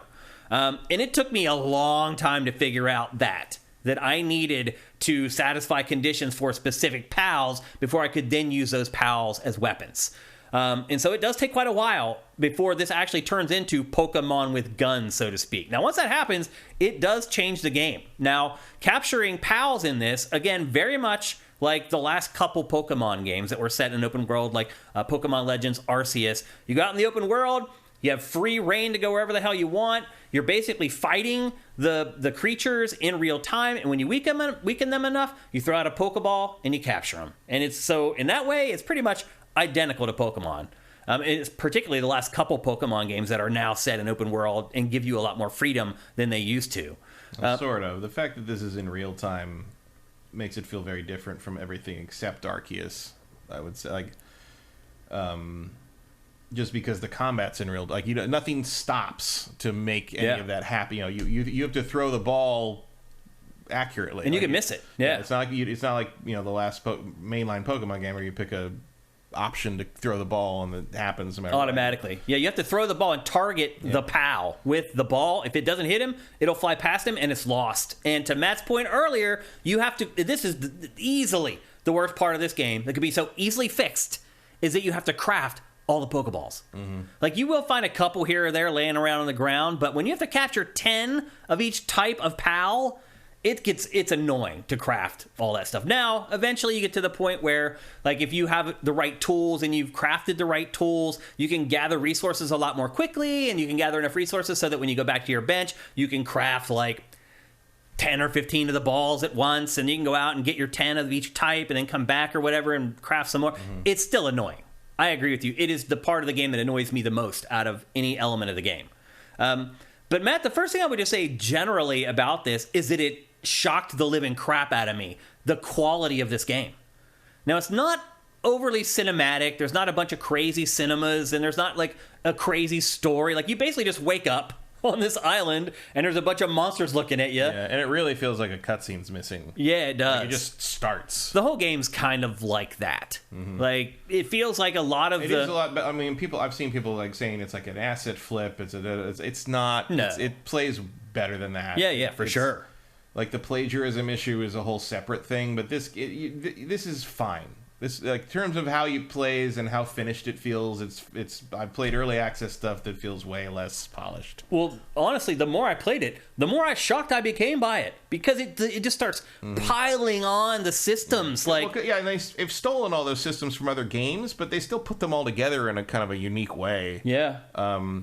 It doesn't really do much for me in the sense that, like, it's all the systems it does that with are systems I don't particularly like. Yeah. Like, the survival elements really kill this thing. I don't. Like, you guys know, Matt and I both hate survival games. Yeah. Like, I mean, look. I mean, the fact that this thing has sold like 6 million copies in 4 days or something.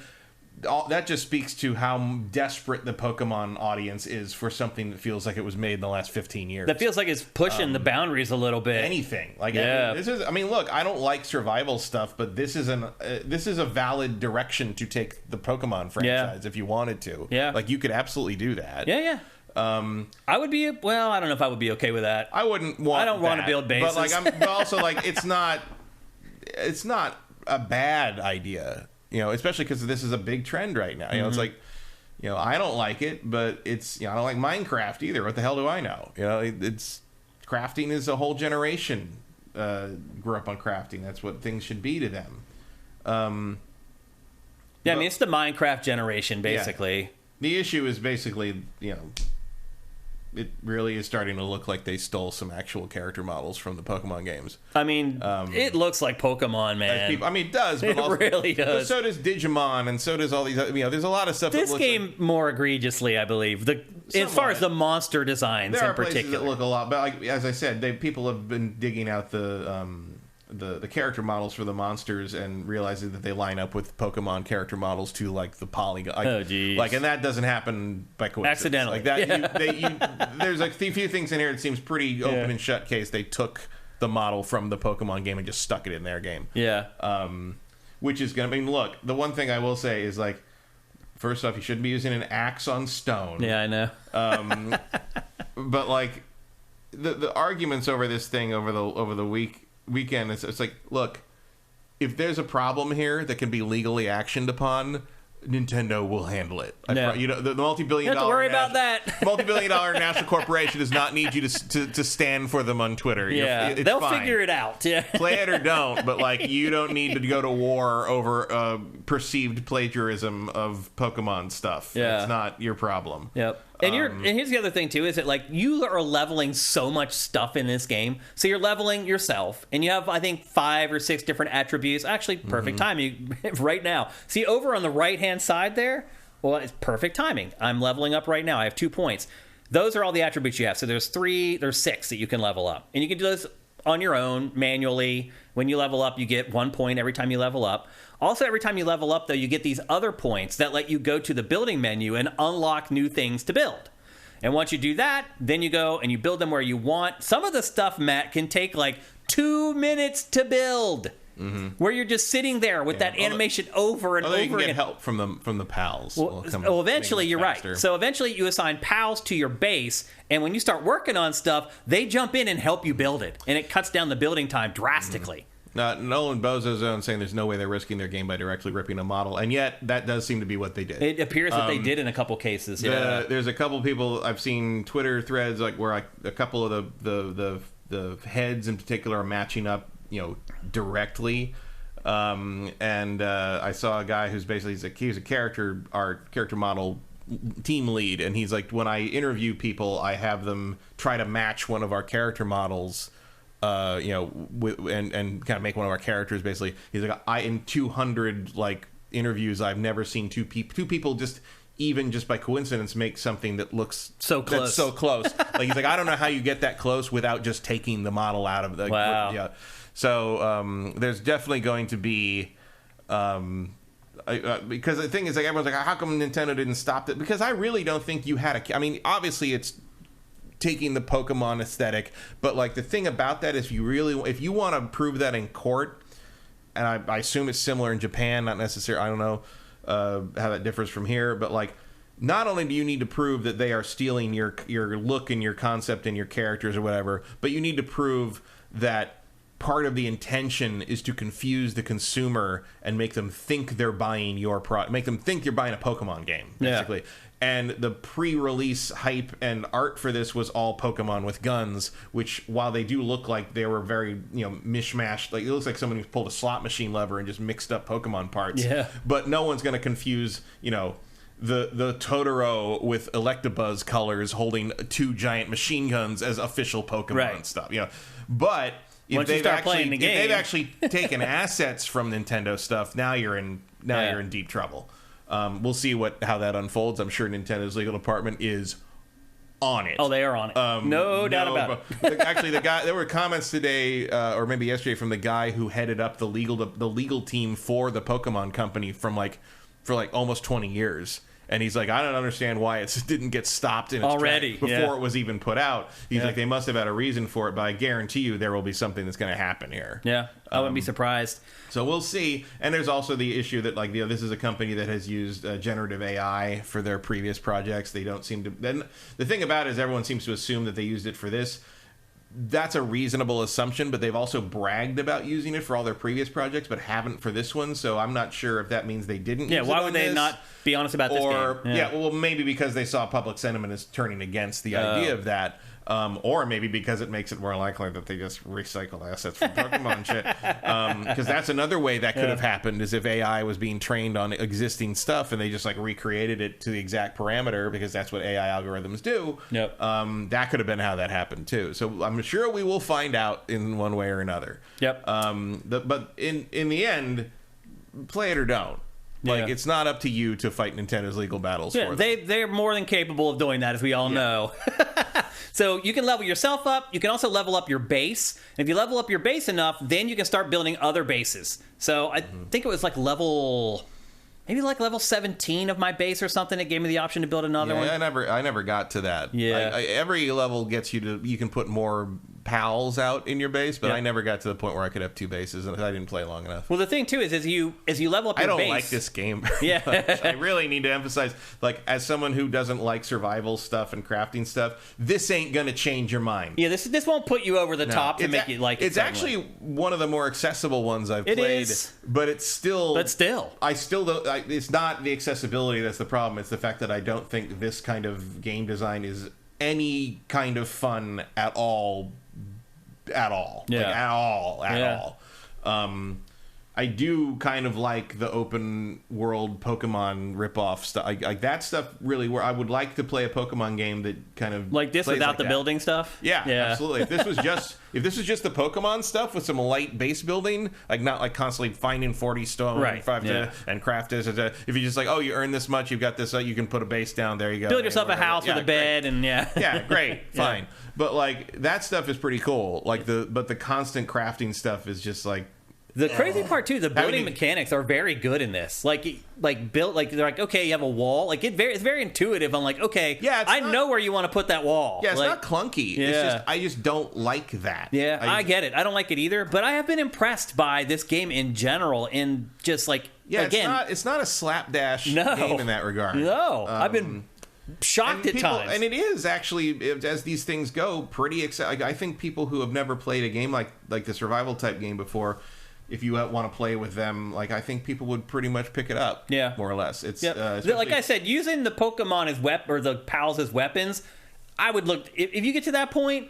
Just go look at a guide, because I fumbled around with it for an hour before I figured out how to do it. I would just cheat. It's not worth figuring it out on your own, because it is very obtuse figuring out how that stuff works. But otherwise, everything else is very, very intuitive.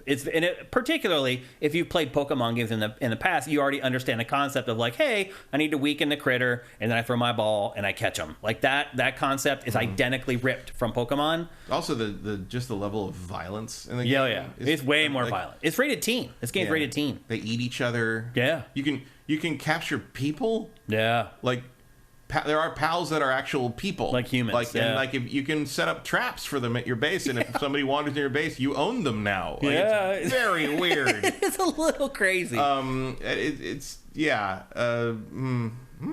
Yeah, Vincent brings up there are plenty of guides. Oh yeah, I mean there are just This game is a phenomena. Everybody's playing it right now, and we should bring up also it's free on free. You guys hate when we say that, but it's on Game Pass right now. It's also in early access on Steam. Although it should be noted, there's not crossplay. It's local. It's you can only play with 4 players. 4 players on the Xbox version. It's 32 on PC. Yeah. So keep that in mind. Big difference if you're deciding which version to buy. Also, the PC version runs way better. Yeah, the Xbox Series version, it definitely chugs at times. There's no doubt about it. Like, it has some performance issues for sure. But I would say that I did enjoy my time playing this. Also, I like this, where it shows me the percentage likelihood of the thing getting caught while it's doing the wig. I'm like, hey, Pokemon, steal that. There's lots of stuff in this that I'm like, why isn't Pokemon... They stole your fucking character model, steal that. I mean, I'll be honest with you, I kind of enjoyed playing this at times more than I like Scarlet and Violet. No, yeah, in terms of the actual stuff that's like aping Pokemon, yeah. And honestly, like, this should be kind of a target for what Pokemon Legends 2 is. Arceus 2 or whatever the hell they do. Yeah. I mean, God knows what they'll Although I don't want the base building to be as... No, not the base building, but in terms of how the immediacy of the actual exploration and combat and capturing and teamwork, like that all really, like, they kind of did it. Yeah. It's pretty amazing. Like, the team isn't very big. Like, I don't know how they did it. And again, this is in early access. It's going to get better. Like, the cutscenes that we're missing, like, they may eventually be there. Like, they may actually put them in. Once they get sued and have to, like, change everything to be some original design, it might really be something special. I mean, we laugh, but you may be right. Like, that may actually spur on, like, some kind of change like that. So, it's called Palworld. If you haven't heard about it, I don't know how. It is literally the biggest thing, probably in all of pop culture right now. It is just gigantic. Well, it's the biggest thing in games right now. Most people outside of games will have never heard of this. They might have. I mean, this is one of those things that's starting to get where it's crossing over. It's going to have to be on the Switch or the PlayStation first. You're right. That's the problem. And we should bring that up. Like, it is not available for PlayStation or Switch yet. It will never be on the Switch. I mean, probably not. Yeah, or Switch 2 maybe, but not Switch 1. Nintendo would never allow that on their. We'll see. No. I mean, when they start thinking about we can make X amount of dollars off each one sold, and they do the math. They'll just make their own at that point. Yeah, it's possible. I hope that happens. I hope this inspires Nintendo to do better. That's part of what people. It's like, oh, go ahead and let them plagiarize it. Is what it takes to get Nintendo off their ass. It's like, well, that's not going to change. Probably not. Nintendo's creative output. Like, probably not. Yeah. But again, the fact that this no name nothing can sell 6 million copies in a weekend. It's insane, man. Just by sort of incorporating modern game design into the Pokemon idea, like, wake the fuck up, guys. Yeah. Like, I don't know and you go back and look at the last Pokemon game and you're like, I know. What? It's a joke compared to this. It really is. It's funny reading all the DLC reviews for Pokemon Scarlet, and like all of them are just like, I can't even enjoy all the other stuff because the game runs so horribly. Like, all the cool stuff that they put in here, like, it taints it because it runs like garbage. And this has its moments where it chugs, but it just does so many other things that are advanced over the latest Pokemon games. I mean, that's the thing, is this is not something made to be a competitor on Nintendo's own hardware. Right. Yeah. Like, it could never run on the Switch. Mm-hmm. Probably have trouble running on the Switch too. Yeah. But again, you can see already it's chugging a little bit there. Yeah. Well, it's sort of like the thing where it's, like, how come no one makes Skyrim clones? How come nobody makes Zelda clones? Because they're really hard. Yeah. Like, I'm sure, or how come nobody's made a Splatoon clone? Because it's really hard. Yeah. I don't think Foam Stars is going to do well, really. Yeah.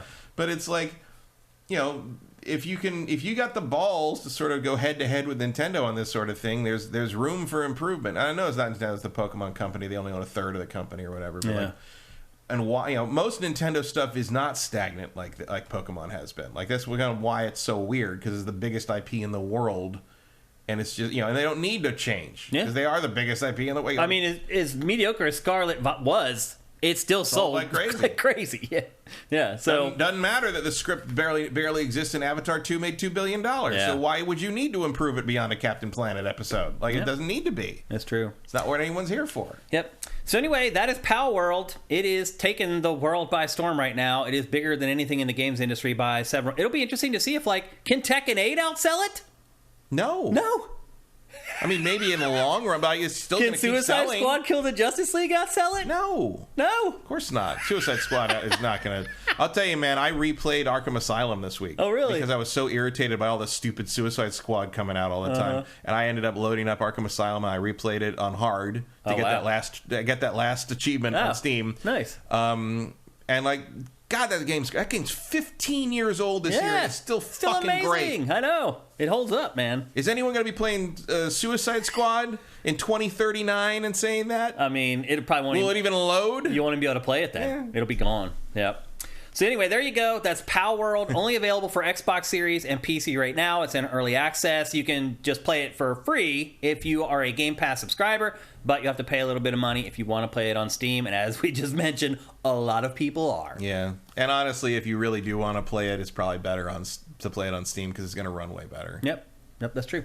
Okay, let's move on. We're going to get to pretty much the last of our 2024 previews. There's a chance we may do like an indie game preview in next week's episode, but I'll be honest with you, I feel like our fantasy draft that we're going to do here in a little bit is kind of a great preview of indie games. In 20 minutes.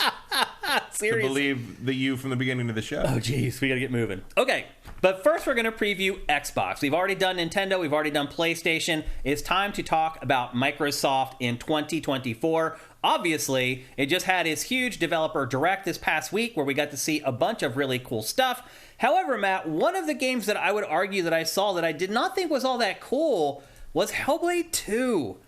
I was kind of disappointed in what they showed of this at the developer direct. And they also mentioned that, like, it's really short. Yeah, it's about the same length as the first one. Yeah, which I'm like... Now, and I do wonder what took so long in that regard, but I'm also not disappointed because the first game's great. Yeah. So give me another one of those with it extending the story and looks this good, fine. It's so weird. I've been trying and if you're really disappointed, Game Pass. Yeah. You can't, for whatever reason, there's like no screenshots of this game on the internet. I don't know why. It is weirdly barren. Every screenshot is that right there. Her face screaming and with makeup on. Like, so I had to go and like grab my own screenshots from this, and it's hard. There's no moments in these trailers where you're like, yeah, that's the banner I want to put on the game page for Hellblade 2. Like, I don't know. It's that, really. That is what's up there right now. Yeah. Oddly enough. This is a very weird trailer. Yeah. All of them are, though. How old is this now? This is a debut trailer. Yeah, so this is 5 years old, 4.5 years old, something like that. But we have to talk about it again, so we have other trailers later on in our content. So anyway, this is now, they announced the release date. It is coming out on May 21st. So finally they've announced the release date for it. But I would say that like what they showed, and that's not what we're seeing here, because what they showed in the developer direct was more of like a developer doc with like interviews and stuff. And so we generally just run gameplay footage in GameFace. But what I saw in that developer doc, I was kind of disappointed by it, Matt.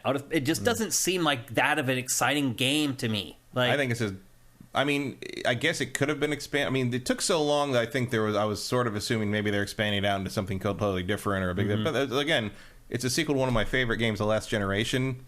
More of the same is fine. I'm sure they won't let any of that down because it's such an interesting experience, even having played it like 3 times. Yeah. So no, I'm not disappointed by what the game is. I am a little disappointed in how boring that developer doc was. Yeah. Like, no reflection on the game. It just felt like they didn't have many interesting things to say about it. Yeah, and it felt low energy. I thought that was true of all of them. No, that's true. In this presentation, it wasn't just Ninja Theory. People always ask me if I want to be a developer. The reason I don't want to be a developer is look at the people in those interviews. They are beaten down. Those are very tired people. Yeah, that's the way it is. That's how game development is. You finish your game and it's like relief. Yeah. Or like, I mean, that was one of the most common things when I'd go interview people or go to do shoots at they were so happy to not have to do the normal thing for the day. Yeah. Like they're all, I get to leave my cube. Exactly. Yeah. It's funny. I mean, also, same. I mean, I get to go to a whole different city and not have to see my boss for a while. But it's like, it's like, it's a hard job. It is. I don't want it. Everybody who's a developer, and I know we have a bunch that watch the show and are in chat, kudos to you guys. I couldn't do it. Next up, probably the biggest game, the game everybody's waiting for, Indiana Jones and the Great Circle. A little bit of a generic title there. Terrible title. That's two bad Indiana Jones titles in a row there. Yeah. Dial of Destiny is not great either. This is a first-person, third-person hybrid. So most of the combat takes place in first person, including using his whip. But when you go to climb stuff or solve puzzles, it goes into a third-person perspective where you can actually see Indy. How do you feel about that, Matt? Not many games do that. No, I mean, I'm curious how it's going to work. I mean, I don't expect really third-person out of this just because it's Machine Games. They do first-person shooters. It's their expertise.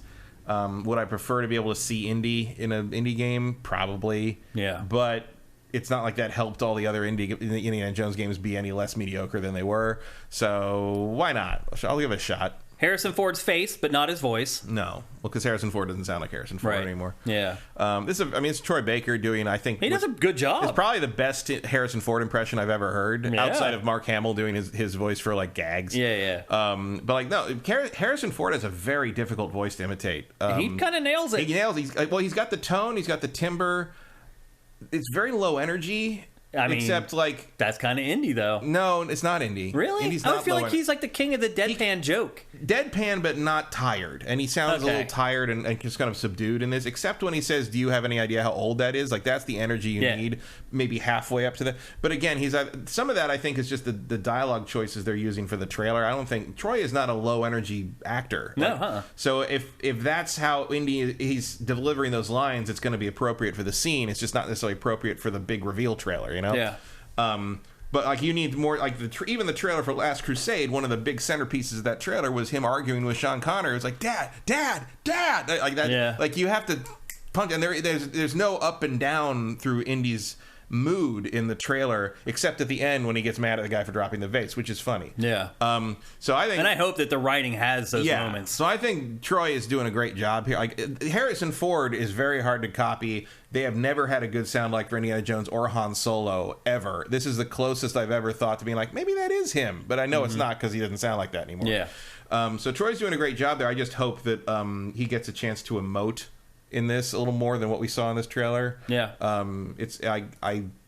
It just feels very subdued, and I think you need to counter that feeling because you've already had that feeling for 2 movies because Harrison Ford is older and doesn't really project the energy he normally does, even you know, that it's just how it is. But like having a more vital, like, you know, engaged Indiana in this trailer would have gone a lot further towards exciting people. And I've seen most of the complaints I've seen have been like everyone in this trailer sounds bored. I'm pretty encouraged by it. Like, I'm pretty excited to play the game. And the other thing, too, is it's coming this year sometime. They didn't say exactly when. I mean, I wouldn't draft it in my fantasy draft, and I didn't. But spoiler, but this could definitely slip. I could see this not making the year. But as of right now, it's scheduled for 2024. And if it does come out, that could be a huge exclusive for Xbox. I mean, that could get people to sign up for Game Pass for sure. So I was pleasantly surprised by it. I think I'm a little nervous about the first-person, third-person thing, but I can see why they did it because it's weird, an Indiana Jones game.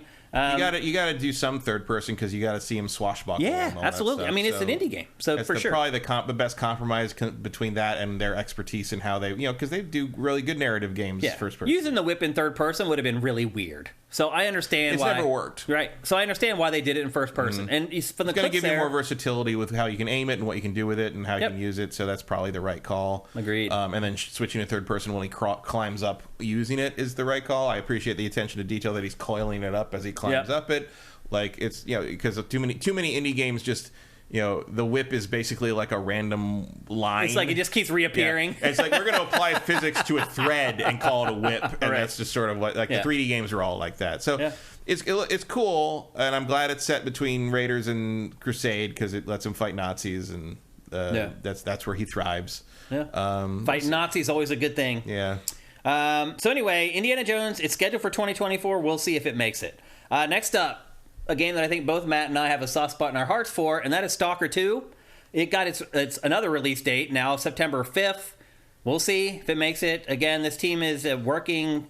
Some of them are working in Ukraine. Others have left to go other places to work on the game. Bottom line is it's not an ideal game development environment for these guys, so we are cutting them some slack. If it makes it out September 5th, that's great. If not, no skin off my ass. Yeah, but it sounds pretty... I mean, I don't know why you would give a specific date for this if you weren't pretty sure. Yeah. Particularly knowing the situation that these developers are in. So right now, scheduled for September 5th. Next up, Avowed. I'm surprised that this game is coming out this year as well.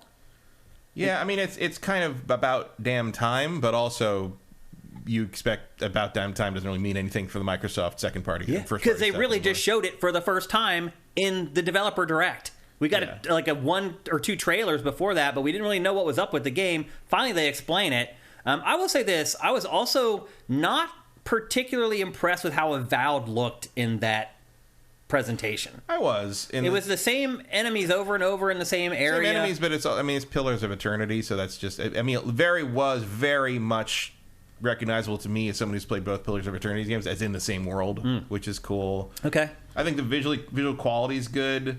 I think the art they showed at the end with like the guy who's like transparent and see like that's awesome. Use that art style in the game like that. Like, I hope that's the cover of the game. I think it was gonna be it's cool. Like, so they put out a screenshot of it. Again, like, I'm interested in this because, it sounds like they're basically doing fantasy Outer Worlds here. It doesn't sound like the areas are gigantic. It's not a Skyrim, right? It's you finish it in 18 to 30 hours instead of 60. Areas of things. There will probably be DLC that adds big stories to it. It's large open areas, not a big open world, but that's fine. Yeah. Like, that was really... I like that in Outer Worlds. And in fact, one of the other things I did this weekend was I started a game of Outer Worlds Spacer's Choice, the special edition or whatever, because I got it free on Epic Games Store a couple weeks ago. Yeah. I'm like, I'll try that. I haven't played that in forever. I'll try that again. It's still fun. I still like it. Yeah. I'm excited for this game gameplay-wise. But again... I also loaded up the interview developer doc thing they did with these guys, with the Obsidian people for this game, like yesterday or the day before, like extended thing. Mm-hmm. I'm sorry, I'm just fucking bored listening to them talk about that, and I'm like, I'm not bored by the game. But I'm like, it's like they were making it boring. Low energy, It's very tiresome. Yeah, I didn't feel like that presentation was great either. And because they kept showing the same enemies over and over, the same area over and over, I was just like, come on, man. They never seemed to get around to really explaining what was interesting about the game, other than, it's an Obsidian game and you get to choose how you want to be and how you want to act. I'm like, yeah, I know that. I played Fallout New Vegas and everything you've made since. Of course, I'm not shocked by any of that. I assume that. Yeah. Nice to have it confirmed, but like, what's different? And like, they didn't really have anything different, and it's like, I don't need anything super different. Like, a first person action RPG set in the Pillars of Eternity world is good enough for me, but if that's all you have to say, just show me a big chunk of gameplay and leave me alone. Like, the only developers I felt really were interested or excited or engaged to be there were the Ara developer. Like, they have had some fun with it. Everybody else just felt like they were sleepwalking. Nice segue to Ara History Untold. This is a 4X strategy game, also coming to Game Pass, which I'm like, Yahoo, that's freaking awesome.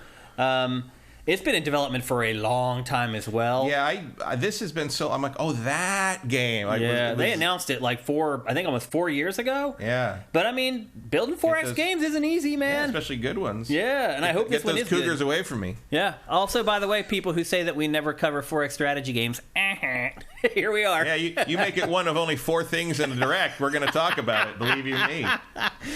This is also coming Q4, just like Avowed. I have a better feeling that this one's actually going to make it. Yeah, this feels like it's going to show up. Yeah, because they've already done. And by the way, like the early access reports on this have been incredible. Mm-hmm. And again, you're right. They had the spirit. Yeah, they did. Like, they were excited about their game. They had gags. Like, the founder of the company randomly walking through the shot at one point. It's like, that's good. I enjoyed this section. I did too. It was probably the most exciting part of the whole thing. Yeah, this is the game I was least interested in, and I came out of it like the most positive about it. I agree with you. Yep. So anyway, Ara History Untold, PC and Xbox only. It won't be coming to other platforms. And then one of the other final games that's scheduled for 2024 is Microsoft Flight Simulator 2024. The last one did gangbusters, got huge review scores. This one is more gamified. So one thing that I've had a problem with these games in the past is, like, I usually fiddle around with them just for the tech to see how amazing the technology is. They're not really games. Yes, this one is a game. This is where you take up specific vocations and then you actually do the job. Yeah, it's a good angle on the concept. They finally found a way to gamify it without losing a lot of its authenticity that people love this series for. So this game, by making the authenticity the point. Right. Like, why would you want to play something that doesn't accurately simulate that? Yeah. Like, that's a good way to take it. Yep. So this is coming, obviously. It's called Simulator 2024. It is coming this year. It was definitely on my list of things that will definitely be out this year for the draft. Like you would hope. I don't know. We'll see. Or they got to change the name. Yeah, exactly. That would be funny if they did change the name to 2025, but not really. Not really. But if they do, they should actually. The logo should literally be a crossed out 4. They cross out the 4 and scribble the 5 over top. Yep. And then the final game that we know about that's supposed to be coming this year exclusively to Xbox and not any other console is Ark 2, which this game has also been announced. This was announced at the debut of Xbox Series X. This was one of the games that was shown in that very first presentation that Microsoft did, and it's still not out. And when it was after that at the Game Awards when they revealed Vin Diesel was in it? No, he was in. We knew it from the beginning. This is a debut trailer, and I thought they debuted that at the Game Awards. I don't think so. I want to say this was a Game Awards debut. I thought it was in their very first presentation for Series X. I'll be honest, I'm not really keeping track of it. But I'll say this, it makes sense, because then he could get Vin Diesel on his show. That's the idea, yeah. But either way, this game, we haven't heard anything about it. Since then, the studio has redone the first Ark and re-released it. Mm-hmm. And now I'm assuming they're moving on to this. It was supposed to come out last year. It didn't. It's supposed to come out this year now. We'll see.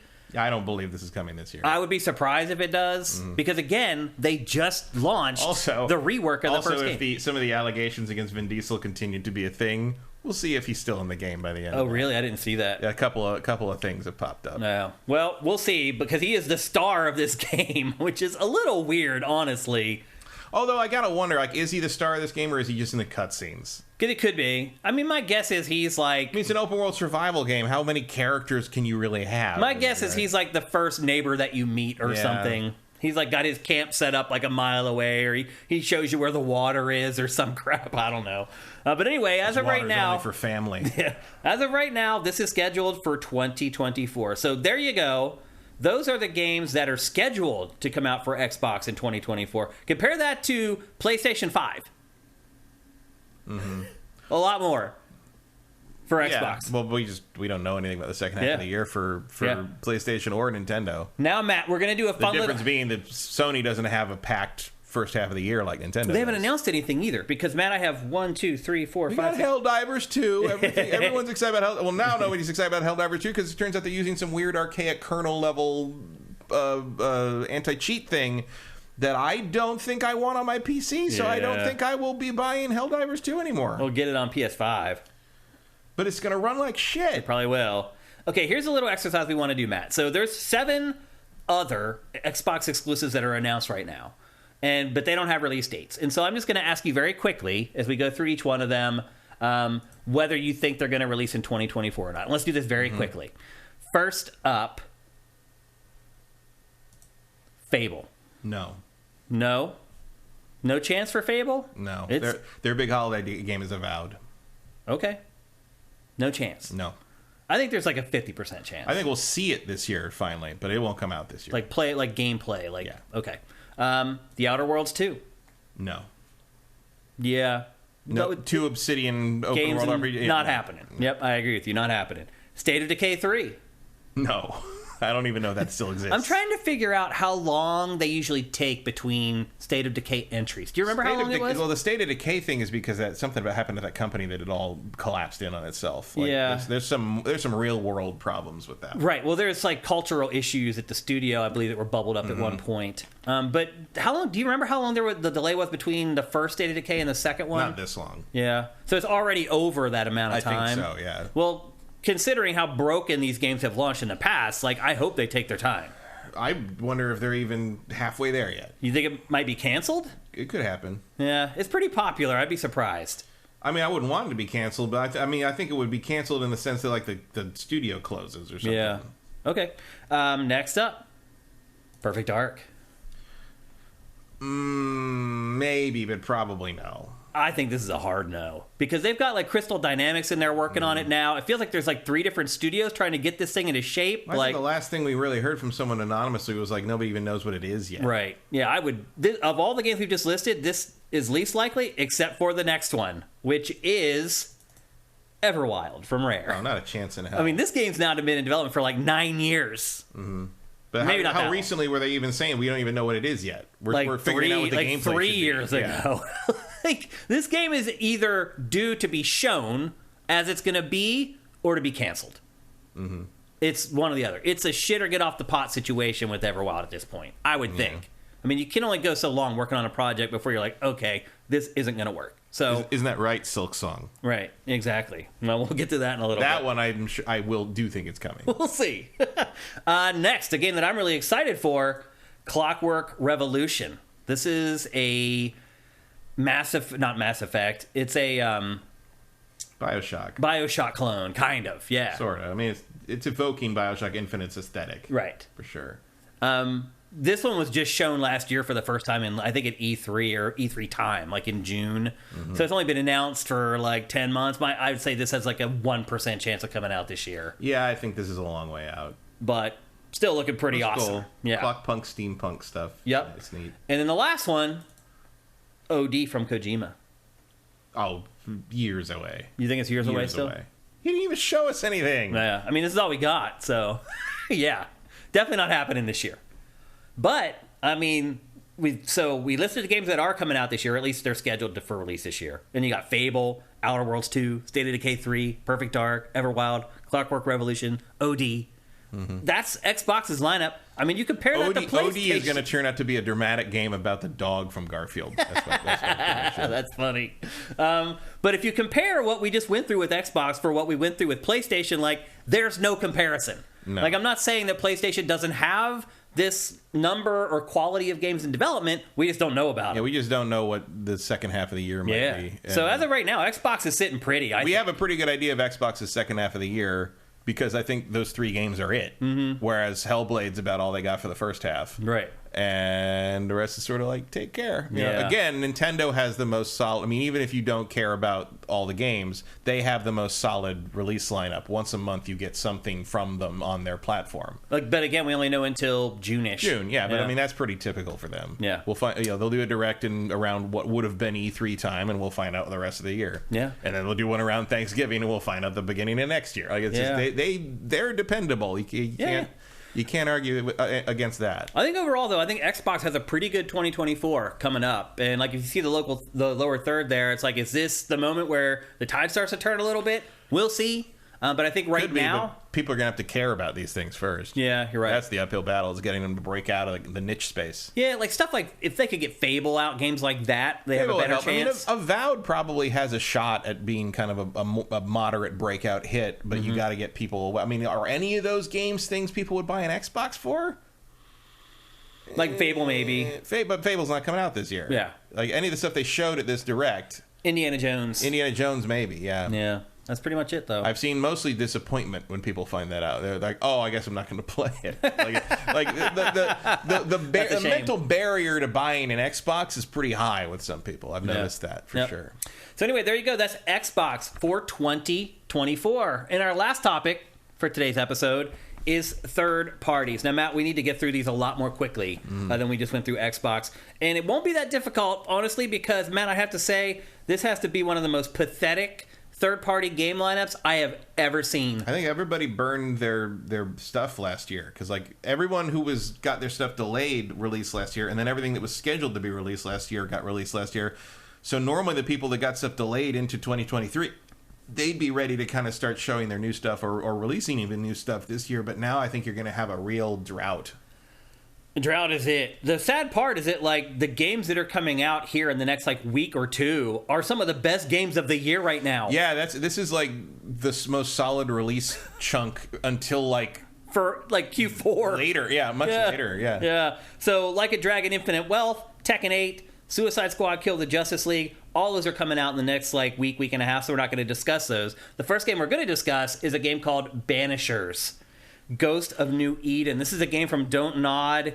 It is a supernatural action RPG that's set in 1695.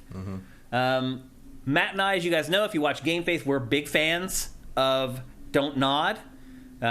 We've pretty much enjoyed almost all of its games at this point. This one reminds me, it looks like maybe it's built by the same team that did Vampire. Yeah, definitely. Like, same vibes. There's definite vibes. That guy even looks a little bit like the vampire guy. Yeah. Which is cool. I like that game. Yeah. And I'm very interested in this. Yeah. I like the concept. I like the characters. I like what they're after here. This could be this could be one of the best things of the year if they're on target. People may be sitting there right now saying, Matt's crazy. But just sit tight here for the next 15 minutes when we start going through the third-party stuff, and you'll see. Yeah, I might be criticizing the year more than I'm praising the game. Exactly. We'll see. Yep. So anyway, that is coming out on February 13th. So there's not long to wait for that either. That's coming real soon, and that's coming to PC and next gen on February the 13th. Next up, a game we never thought we'd ever see released. Skull and Bones, coming out also on February 16th. So not long to wait for this one either. This is also PC and next gen. This is Ubisoft's pirate combat game. It's been in development for 7 or 8 years. It's been canceled, pushed back, this game can almost reworked. Drink now. Yeah. Yeah, but that it's bottle of rum is legal. It's actually happening. This game is finally coming out. I'm kind of excited for it in a weird way. I'm very curious. Yeah. I'm sort of like, what are you? I figure if Ubisoft has worked on something this long, it can't be terrible, right? No, I would hope not. I hope this is at least mid-range Assassin's Creed. Right. Good, but the last few previews I've read for it have been very encouraging. The people are like, wow, I can't believe it's actually turned out half decent. So we'll see, but it's coming out here in just a few weeks. Again, Skull and Bones, 216, PC, PS5, Xbox Series. Next up, Alone in the Dark reboot. I have very low hopes for this. There were previews that came out of this week. This game looks like ass. Yeah, no thank you. They finally put out raw gameplay of it this week, extended cuts of it to do video previews, and you can just see, watching the footage, that the game is janky AF. I played a demo of this that's true to the franchise. It is, sadly. I played a demo of this that was live, 3 or 4 months ago. It was boring. I don't know why this game was given the green light, but it was, and I do not expect it to do well or be very good. Constant returning to the Alone in the Dark well is one of the weirdest, endless IP recyclings in the game industry. It really is. They need to let it learn something. They need to let it die in the dark is what they need to do. It is coming out March 20th. This is also PC, PS5, and Xbox Series. Starting to notice a trend here is that there are no last-gen games anymore. Mm-hmm. They're all pretty much PC, PS5, and Xbox Series. Next up, a game we just discussed, Dragon's Dogma 2. That comes out March 22nd. This is also PC, PS5, and Xbox Series. This is really the star of Q1. It is, yeah. Not even just Q1, Matt. This year, It's looking real bad. It's just a star of the year, period. We already talked about this extensively a little bit ago. I think there will be significant things in the last half of the year. We just don't know. Yeah, we just don't know what they are yet. Yeah, and we're probably looking at either a Mario Kart or a 3D Mario game. There's going to be some And the Switch stuff. launch is going to have some stuff, so you're right. In terms of what we know about, there's not a lot bigger than this. Yeah, there's one other thing bigger than this. Yeah, we haven't gotten to yet. But this is an open world action RPG. We did get to it because that was in the Sony preview. Final Fantasy VII is probably the only thing bigger and more dependable. It's the only game setting the house on fire right now. That's for sure. For sure. Yeah, other than Palworld. Yeah, Palworld and Final Fantasy VII. There you go, hand in hand. Yep. Next up, one of my dark horse games for 2024, Ayuden Chronicle 100 Heroes. This game is, and we say it every time we talk about it, but it is the spiritual successor to Suikoden. It is being built by the people who built the original Suikoden games. They put out kind of a little bit of a tester game called Ayuden Chronicle. What was the subtitle for that one? I don't remember. I did finish it, though. You did finish it? It was good. Yeah, it was good. It was a side-scrolling action beat-em-up thing. And it just basically proved that the studio is proficient. Yeah, and it felt good to play. I'm very high hopes. I backed this on Kickstarter years ago. You're not the only one. A lot of people are excited. You can see in the chat right now, Congrim 1, can't wait, backed it day one. Link So Good says Dragon's Dogma 2 Game of the Year 2024. I think that might be a little bit of a stretch, but we'll see. But it's not out of the conversation. Yeah. It could be. They're going to need to really have delivered a solid package for that, but it's up there. Otaku are really excited for Ayuden Chronicle 100 Heroes. People who for those of us who still think Suikoden 2 is one of the only good, legitimately great JRPG stories. Yeah. Yep. So I'm pretty excited for that. That is coming to everything. That is one of the few games that's coming to all the systems. Next up, not pushing the hardware too hard on that one, really. Definitely not. Doesn't need to. But here's a game that is pushing the hardware: Black Myth Wukong. This comes out August 20th. This is also PC, PS5, and Xbox Series. It is a third-person action game. A lot of people saw this for the first time and thought it was another fake Korean game. I was one of those people. But this game's coming. Like, they've shown gameplay of it. You're seeing gameplay right now of a boss fight. There's been tons of it. They've released like 20 trailers for it at this point. A lot of these Korean games, they show their debut trailer, which ends up being bullshots, and then you never hear from it again. We've heard from this consistently since it was announced. So I'm confident that it's a real game that's coming, and it does have a hard release date. I'm not 100% sold that it's making it this year still, though. I think it will, but I don't care. Yeah. It's like, I think I've played enough Souls-like dodge roll, combat with big monster games for the rest of my life, really. Like, I'll wait for the Elden Ring DLC. And this one's really good looking, though, Matt. it's technically Really very pretty. good looking. I like the design of the monsters, but I just doesn't look different enough to me. Okay. Yep. But anyway, that's coming August 20th, and again, it's PC, PS5, and Xbox Series. Next up, a game that Matt was hanging his hat on last year, and he's doing it again this year. It is Warhammer 40k Space Marine 2, delayed out of last year at the last minute. This game is definitely coming out this year. It already has a release date of September 9th. So we'll see it in November? Yeah, this is just a crazy, violent, gory Warhammer 40k game with incredible graphics, as you're seeing right now in this trailer. And these are the in-game visuals, by the way. This is not CG. Game looks stunning. We saw a bunch of gameplay cuts of it from different trade shows last year. Game's looking pretty good. If you're a Warhammer 40k fan or just a Warhammer fan in general, you should definitely keep your eye on this one. The first one was pretty good. Yeah. It was 11 years ago or whatever, but like it was a cult hit for sure. It was 13 years ago. Yeah, that's crazy. And one of my only real complaints about it was I thought the enemies were boring because it was just Chaos Space Marines and Orcs. Yep. But you got the Tyranid, so it's basically Space Marines versus aliens. Nothing wrong with that. Damn right. I think this game looks awesome. I think it's going to be one of the underrated sleeper hits of 2024. But keep an eye out for that one. That's also PC and PS5 and Xbox Series.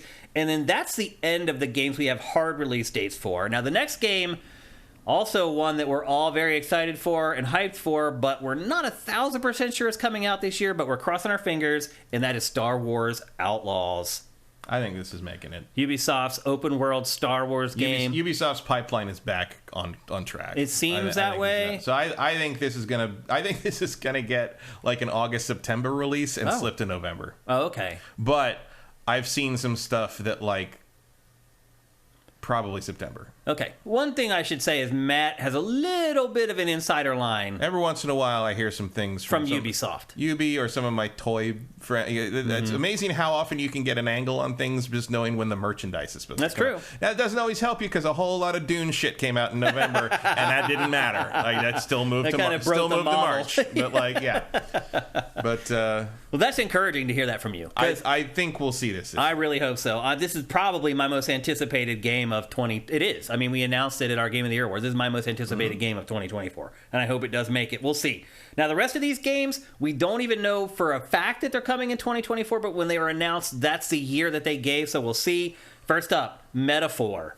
Metaphor is the next game from the team that's usually making turn-based RPGs, but this one's a lot different. Like, the art looks like Persona, but the gameplay looks like something completely different. And I mean, honestly, the setting and everything else looks completely different too. But it still has like the awesome anime cutscenes, a lot of things. It really is the UI design that's the continuity here. UI and the awesome anime like cinematics. But otherwise, this is a very different type of game. It is still turn-based, the combat is, but you kind of run through an open world before you get into your skirmishes. It's a huge change of pace for the studio that makes Persona, and I'm all about it. Like, I am really excited for this game. I'd give it 60-70% chance it actually comes out in 2024, though. Yeah, it doesn't have any concrete release window even yet. Yeah, so it's hard to say. Yep, makes me a little nervous. But it's called Metaphor Refantasio, and this is also another that's actually this comes to PS4 and PS5, PC, and Xbox Series. Next up, the sequel to a game of the year. It's Hades 2. This is scheduled to come out in early access this year. Yeah. And isn't that how the first Hades launched? It launched, did early access like 2 years before it went final. Before it got to version 1.0 or whatever. Obviously, again, Changed a lot. Yeah, it did change a lot. Times. I don't think this one will change as much. Probably, I think they know what they're doing here. Yeah. It'll be a refinement situation. I mean, Hades 1 is practically a different game. It is. But it's if you go from day one early access to 1.0. But now they know what the franchise is. Yeah. And so this game, my guess is it won't spend as long in early access either as the first one did. But it's supposed to come out this year, and hopefully we'll all get a chance to play it. Obviously, everyone's really excited. Hades won, surprise, Game of the Year contender. Wasn't our Game of the Year, but it was for a lot of people. So this is oddly enough, has turned into a big franchise in the games industry, which is kind of awesome. It was only a matter of time before Supergiant, finally hit one. Yep. I mean, I've liked all their games. Yeah, they've never made a bad game. They've never made anything less than a good game. I mean, I don't like Bastion and Transistor very much. I like Bastion more than Transistor. Yeah, I'd agree with that. I mean, before this, I think the best thing they did was Pyre. Yeah. Even though it was basically just NBA Jam with it's really monsters, what it was. But but for whatever reason, it worked. It was fun. It came down to what was the game they were going to make where the gameplay really pulled me in, because the stories always pull me in. Yeah. I mean, like their presentation and their narrative work is always top notch. Yeah. Even Empire is a fascinating world. It's just sort of a weird way to express it gameplay wise. Yeah. But I've replayed that a second time. Like this is a great team. One thing I will say is I hope they don't just make Hades alikes forever now. Yeah. Like I hope this is because I understand you make Hades, it's a huge hit. You make a sequel. And you make a sequel. You make a sequel that's monetarily, and also because we get to refine it into what we maybe was already in our heads, ideas we didn't get to use. Like we have a bunch of stuff on the cutting room floor that could make a great game. You make a sequel to the Game of the Year. Yeah. But I hope they make another weird out of nowhere, what the fuck are you doing game after this one. My guess is after the sales of Hades, they have a little bit of fun money laying around where they can try some stuff. So we'll see. But Hades 2, as of right now, it's only announced for PC. We know eventually it will be announced for consoles. Mm-hmm. But right now, it's only announced for PC. It's supposed to come into early access this year sometime. Next up, a game that we covered like it was already released, but it really wasn't. Multiversus. It's like a Smash Brothers clone. All right, they're relaunching this. Yeah, because they let us all play it for a couple months, right? Yeah, it was a while. And then took it away and said, okay, we're going to... I think everyone assumed it was just going to, early access up to 1.0 or something, and then they just were like, oh, no. We're actually just going to pull it away and go keep working on it. But this is scheduled to come out this year now. Good way to kill all your momentum as a community. It really makes no sense. I don't... It almost feels like there was a licensing issue or something. I don't know. It's impossible. They own all of them. I know. I don't get it, It's all Warner Brothers. But anyway, if you're a fan of Smash Brothers, and we're probably not getting another one of those for another 2 or 3 years at the earliest. If ever. Yeah, if ever. And you're looking for something new, you like the fighting style, the arena brawler, then here you go. This is Multiversus. It does not have a hard release date for 2024 yet, but it's definitely coming this year, I would think. Yeah, Q1, Q2 is what I heard. Should be. Whenever they figure it out. Should be our January. It doesn't make any sense. Next up, South Park Snow Day. This game I'm pretty confident is going to make it out this year. It is a multiplayer, bloody, gory snowball fighting game set in the South Park universe. Are you excited for this game, man? No. Me either. Yeah. I can't think of I feel like I could have come up with a better idea to use a South Park IP than this. Mm. I don't want another strategy RPG like they were making, but it's okay to just make an action game set in the South Park universe. You don't have to go after these other weird genres that they have been with this IP. Yeah. I don't know why they do it, but they should have made a battle royale. That'd be great. In the town. That would be great. 100 kids in the town killing each other. That would be amazing. I mean, I think that's kind of what they're going with here. It's just a snowball fight or whatever. It's not quite on that scale. But I hear what you're saying. I think that would do huge, man. Mm-hmm. And there's so many characters now in South Park that you could you could keep releasing characters for years, new ones. And you do the Fortnite thing, just South Park versions of real people or that's right. fictional characters. Which they already do in the show anyway. Yeah, I think that'd be great. But anyway... Tell me you wouldn't log in for a big event with Mecha Streisand? Oh, hell yeah. Come on. It's brilliant, actually. So I'm a little disappointed in this, but still kind of excited for it because it's South Park. And I will admit I've fallen off watching South Park over the last couple years. I haven't watched South Park in forever. Yeah. But I still have nostalgia for the IP. One of those things where you're like, oh, that's still going, huh? Yeah. It's like realizing that Spawn is on issue like 378 or something now. I'm like, it really? never quit. Yep. Todd McFarlane just doesn't stop. Yeah. Yep. Well, he stops drawing after the 17th issue, but he doesn't stop publishing it. Right. Let's clarify there. Next up, a game called The Casting of Frank Stone. This was just announced at the end of the year last year. It's a game. It's a partnership between Dead by Daylight and Supermassive. Two horror game aficionados. It's basically more in the vein of a Supermassive game, which means it's like a choose-your-own horror adventure, basically. Which is good, because that's the only reason I'm interested in it. Yeah, because otherwise Dead by Daylight does not hold a lot of cachet for me. But it is a horror adventure, choose-your-own adventure, where you make decisions and you try to keep everybody alive in your party. I am a fan of Supermassive. Like, I like pretty much all the stuff that they've made over the last, like, half decade or so. Did you see the Until Dawn movie? No. Oh yeah, I did see that. Yeah. Hitting production, but you see who wrote the screenplay? Yeah, our friend Blair Butler is writing the script for it. She wrote the first couple drafts of it. Yeah. Somebody else taking over now. Yeah, we'll like punch it up or whatever. But she's the one, former X-Play writer, Blair Butler. It's awesome. Was the one who wrote the. That's her second horror movie that's been picked up. Her script. Third. It's been third. She did the invitation. She wrote the invitation. That's the one I knew of. Yeah. And the one before that, she did Hellfest. Okay. Well, not so familiar with that one. No, she'd rather you not watch that one. Yeah, building up her chops. chops. She did get the WGA credit for it. So, she got her name on a giant billboard in LA, so that counts. That's pretty awesome. Yep. So anyway, that's the casting of Frank Stone. Next up, Elden Ring, Shadow of the Erd Tree.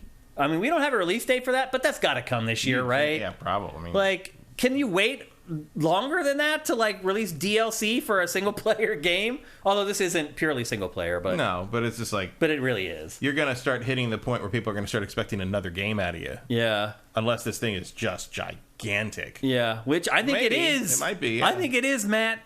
I also think that maybe their decision making is like, you know what? Our games aren't the type of games where people want to play it and then immediately play another one. Mm-hmm. But they've given a nice little reprieve here between, like, it could get everybody who bought Elden Ring to jump right back in and spend the $20 or bucks or whatever it's going to cost for this big expansion. So I definitely think it's coming this year. I definitely think it's going to end up being one of the biggest releases of the year. I have a prediction for this. I think it's going to cost $40. You think it'll be $40? I think it's going to be huge. I think it's going to be big, too. I think it's going to be basically like buying another game. Wow. I think it's going to be like, maybe the map isn't a completely new map, but I think it's going to be like way bigger than we think. Okay. That's encouraging. In terms of content to do. Yeah.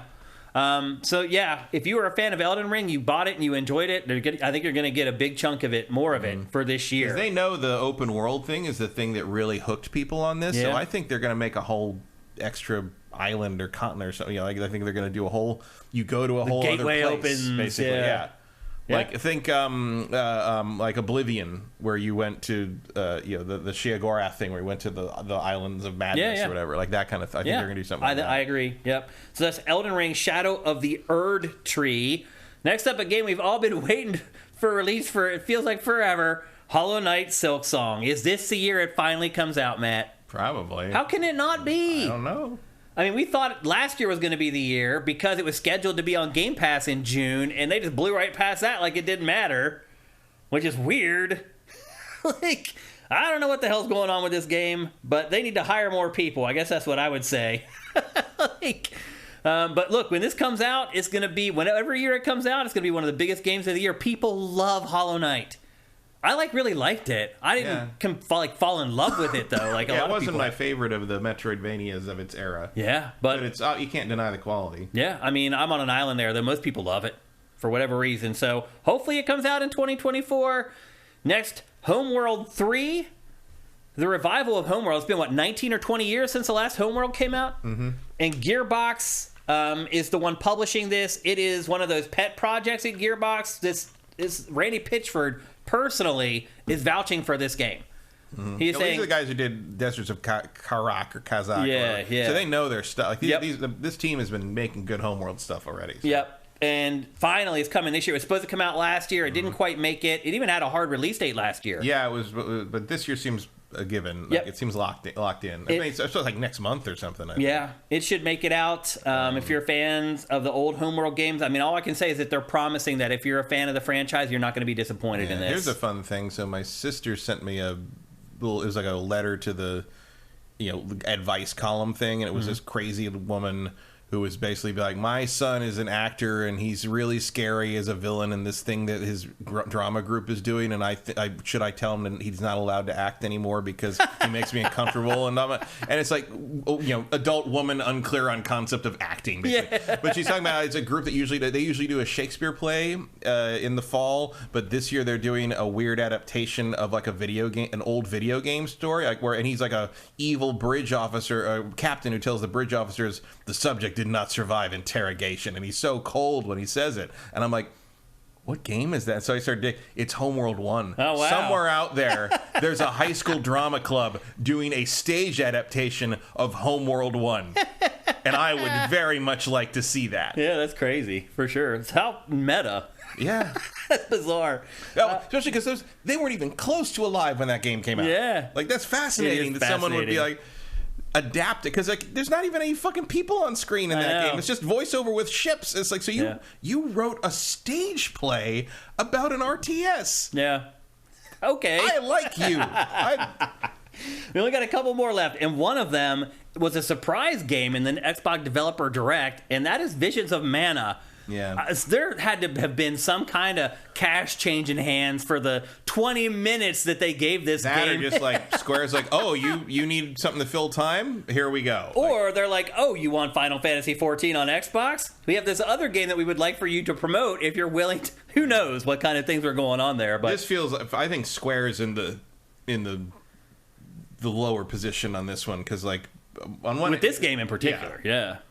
I will say this looks pretty good. I mean, I will say that presentation, I was shocked at how much resources Square Enix is putting behind this game. Yeah, I mean, Mana does have a big following in Japan. It's one of those things where it's like, maybe they don't fully understand how people don't know what this is here, or they're hoping that it won't matter or whatever. Yeah. It was like the thing where another thing where the bunch of memes about Shinzo Abe's death popped up again this past week or week and a half.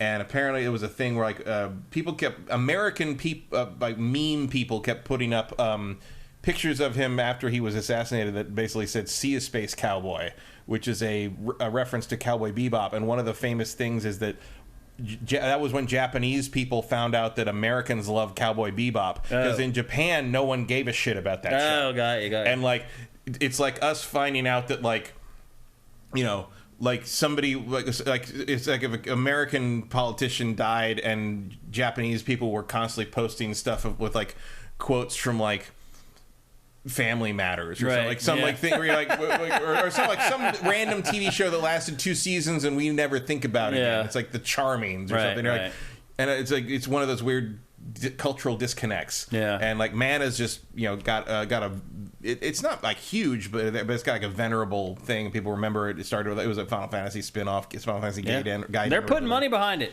Lots of resources. This looks kind of good. It does. Like it doesn't look amazing. Better than I thought. But it looks like, oh, I might enjoy playing that for a while. It looks very pleasant. Yep, and that's also PC, PS5, and Xbox Series only. I'm kind of surprised that's not coming to last gen. At least PlayStation 4. Yeah. But nope. I don't think PlayStation 4 matters anymore. I guess it doesn't. The only thing you'd want to put it on would be Switch. Yeah. And then the final game that we want to bring up, I told you third parties weren't great in 2024, is Assassin's Creed Red. You think it's coming this year? You would think. With Outlaws, who knows? I mean, I think Outlaws is on the schedule basically in case this doesn't make it. Yeah. I think Outlaws, if this is going to make it, this is their October-November release. Yeah. Outlaws would be sooner than that. Because, Lucasfilm wants their shit. Yeah. Especially because it's kind of a light year. Yeah. But I do believe Lucasfilm thinks Acolyte's going to be a big hit, and that would tie in well with Outlaws at the same time. Yeah. Meanwhile, I think Outlaws is an August-September game unless this Assassin's Creed Red doesn't make it this year, and then Outlaws might shift to later to be the anchored holiday release. Okay. But that's really one of the big X factors is the new Assassin's Creed. Again, you guys can go make your picks right now in the Sifted Fantasy Challenge. I don't know if I'd pick that game, but it might be one of those aces in the hole. Like, I mean, if you got 2 slots at the end that you can afford to lose, that's a fun long shot bet. Yep, to wait till the end of the year and see if it pays off or not. So As I said before we started previewing third parties, this is one of the worst year for third-party games I've ever seen. That's it. We just gave you all the big games. And even some of those, like in prior years, we wouldn't have mentioned a lot of these games. Let's be honest. Like, it is not a great year for third-party games. So I'm hoping Nintendo with Switch 2 and its launch lineup can come through with some stuff. I'm hoping PlayStation in the latter half of the year can come up with some big stuff. There's, PlayStation has to have a big Q4 game. I don't know what it is yet, but it has to have one. So we'll see. But yeah, I mean, that is 2024 for third-party games. The lineup is not great. You also I think Ghost of Tsushima 2 is this year. I think you may be right. I think that I'm really starting to lean that way. The time is about right, and Sucker Punch hasn't done anything else. Yeah, and we haven't heard anything about it, but we got the whole year to go, and the way a lot of stuff is marketed anymore, it's like they show it and they put it out 3 or 4 months later, and it does fine. So that could absolutely happen, and I hope it does happen. That would be awesome.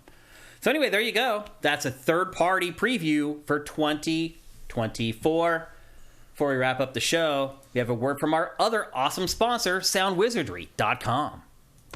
Experience the realm of extraordinary audio with Sound Wizardry. With a decade-long journey in sound design, we animate your movies and video games with the breath of sound. Our wide-ranging services include sound design, Foley, sound mixing and mastering, audio implementation, dialogue mastering, and the crafting of unique sound effects from freshly recorded material. Our portfolio contains Baldur's Gate 3, Steven Universe, Alan Wake 2, Gwent, Cyberpunk 2077, and more. Visit SoundWizardry.com and let us transmute your vision into an auditory marvel.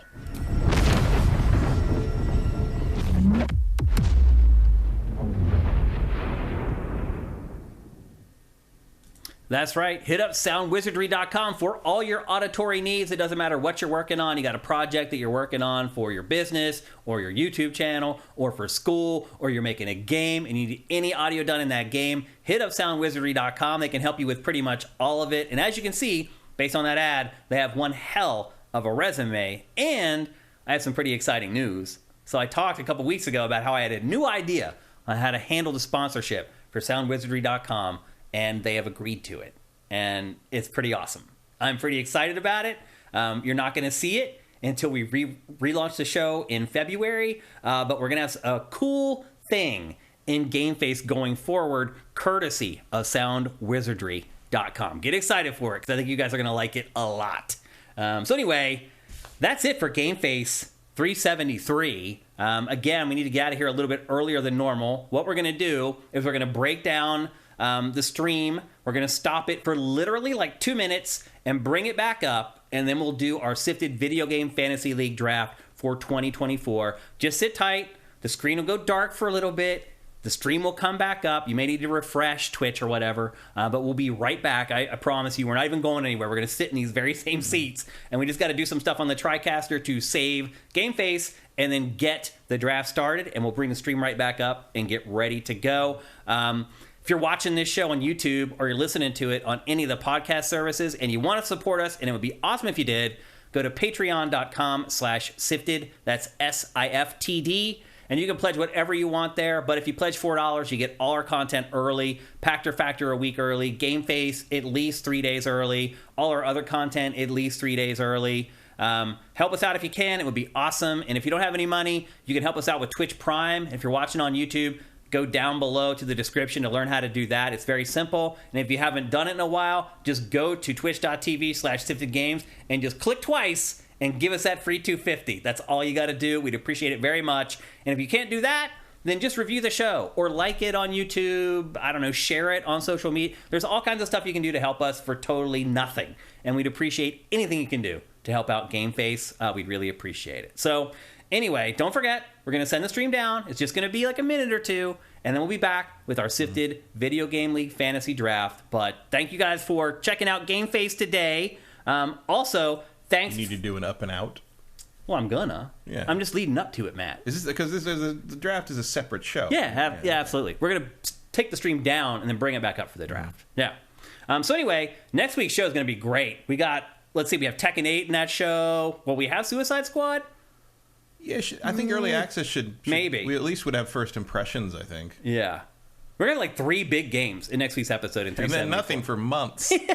So enjoy it while it lasts. See you for Dragon's Dogma, kids. Yeah.